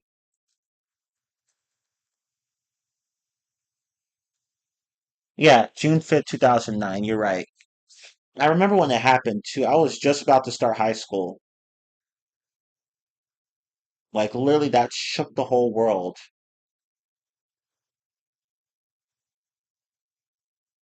Like damn. And then like and what sucks was and like we lost Whitney Houston like not long after that. I think a few years after that. It sucked. Like we lost Michael and then we lost Whitney Houston. Like yeah, yeah, like about 3 years after that. February 11, 2012. Like damn. And of course there was the thing with Kobe Bryant. He and his daughter died in a helicopter crash, which shocked everyone. Like it came out of nowhere. I hate when I just hate when beloved celebrities die like that. It's just so sad. They don't deserve that.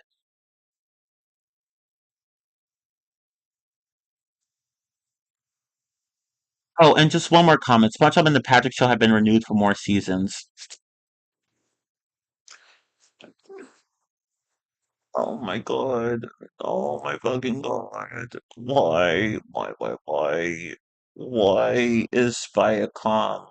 Okay, well, not Viacom in general because like Nintendo is owned by Viacom, but why is Nintendo? I keep saying Nintendo. I mean Nickelodeon. See, I'm tired. I need rest. Nickelodeon though, y'all are stupid. Stop renewing every.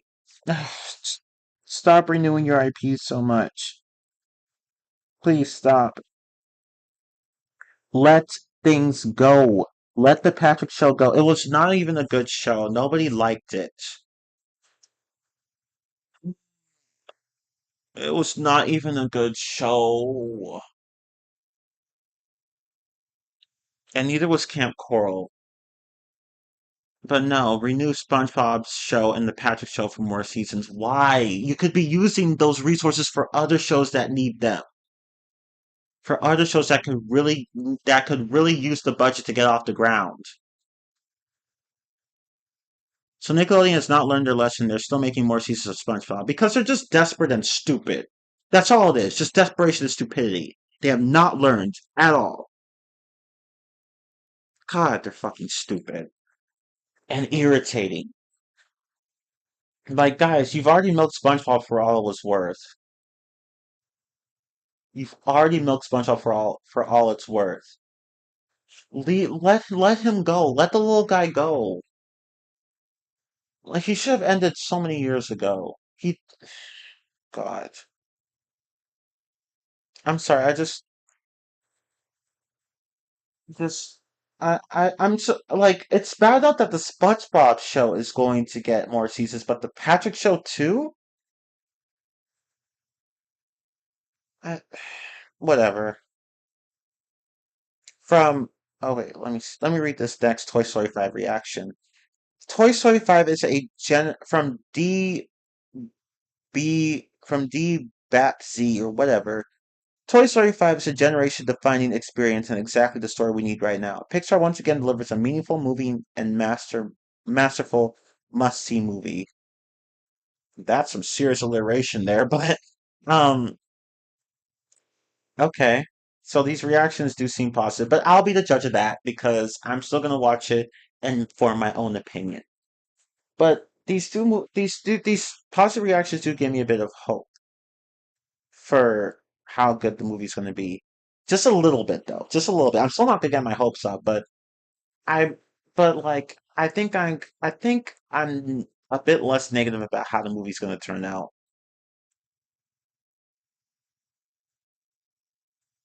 Yeah, thank you for sharing those reactions, Maple. I know you had a few others I didn't read out loud, but yeah, like thank you for sharing those. Yeah, SpongeBob should have ended after the first movie. Steven Hillenburg was like, "No, we can end it here. It doesn't need to go on. It didn't need to go on, but it's, you know, Nickelodeon. They don't want SpongeBob to die. And I'm like, you have to let things go. You have to let things die. Okay? I'm just so tired of shows being dragged on for longer than they need to be. It happened to the Fairly Odd Parents, and now it's happening to SpongeBob. It's been happening to SpongeBob, really. I'm just tired of it. So tired of it.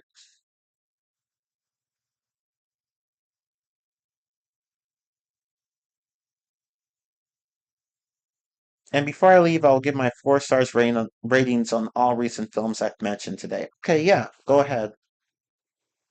And I guess once you do that, we'll end the stream. Ah, God, I'm tired. Sorry, I'm trying to, stay awake. Obsession, 4 out of 4 stars. Oh, wow. Backrooms, 3 out of 4 stars. Oh, okay.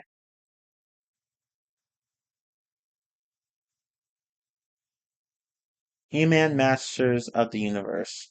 2.5 out of 4 stars. Okay.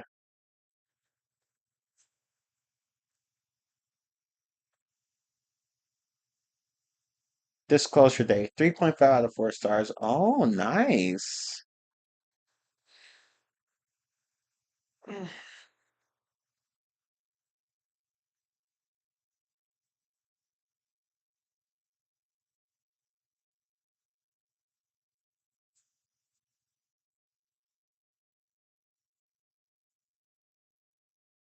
That's it. Okay, so Obsession, 4 out of 4 stars. Backrooms, 3 out of 4 stars. He-Man Masters of the Universe, 2.5 out of 4 stars. And Disclosure Day, 3.5 out of 4 stars. All right, cool. Okay. All right. That's good. That's good. Like, so they're all generally good, or at least decent. Well, I'm glad enjoyed, that you just generally enjoyed those movies, Maple. Oh, and Toy Story 5, 2 or 2.5 out of 4 stars. Oh, okay. Damn. I shouldn't be surprised by that considering your earlier comments about your reaction to the novelization of the movies, but still, like 2 and 2.5 out of 4 stars, like, damn. Ooh, shit. Ouch. Well, sort of. Sort of an ouch.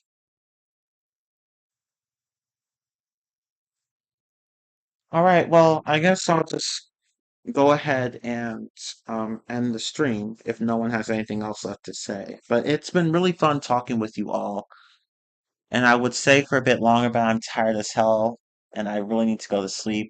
We almost hit the 3 hour mark though, which I'm not surprised about because that's usually how long these streams end up being. 2 to 3 hours, maybe a little more or less than that.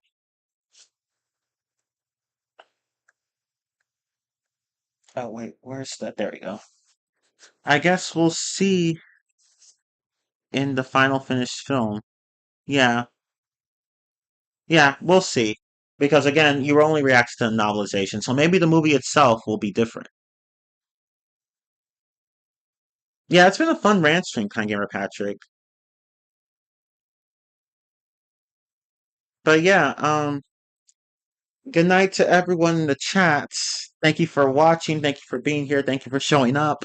Thank you for talking with me and ranting with me and whatnot. But I have to get going because I'm tired as hell and I'm about to pass out. And plus, like I said earlier in the stream, all good things have to come to an end. But anyway, thank you all so much for watching. Again, this has been a fun rant stream, and it was nice connecting with you all again and talking about all the things that have been happening in our lives and in the gaming scene. But anyway, I'm 215. I'll see you guys next time. So until then, deuces and goodbye.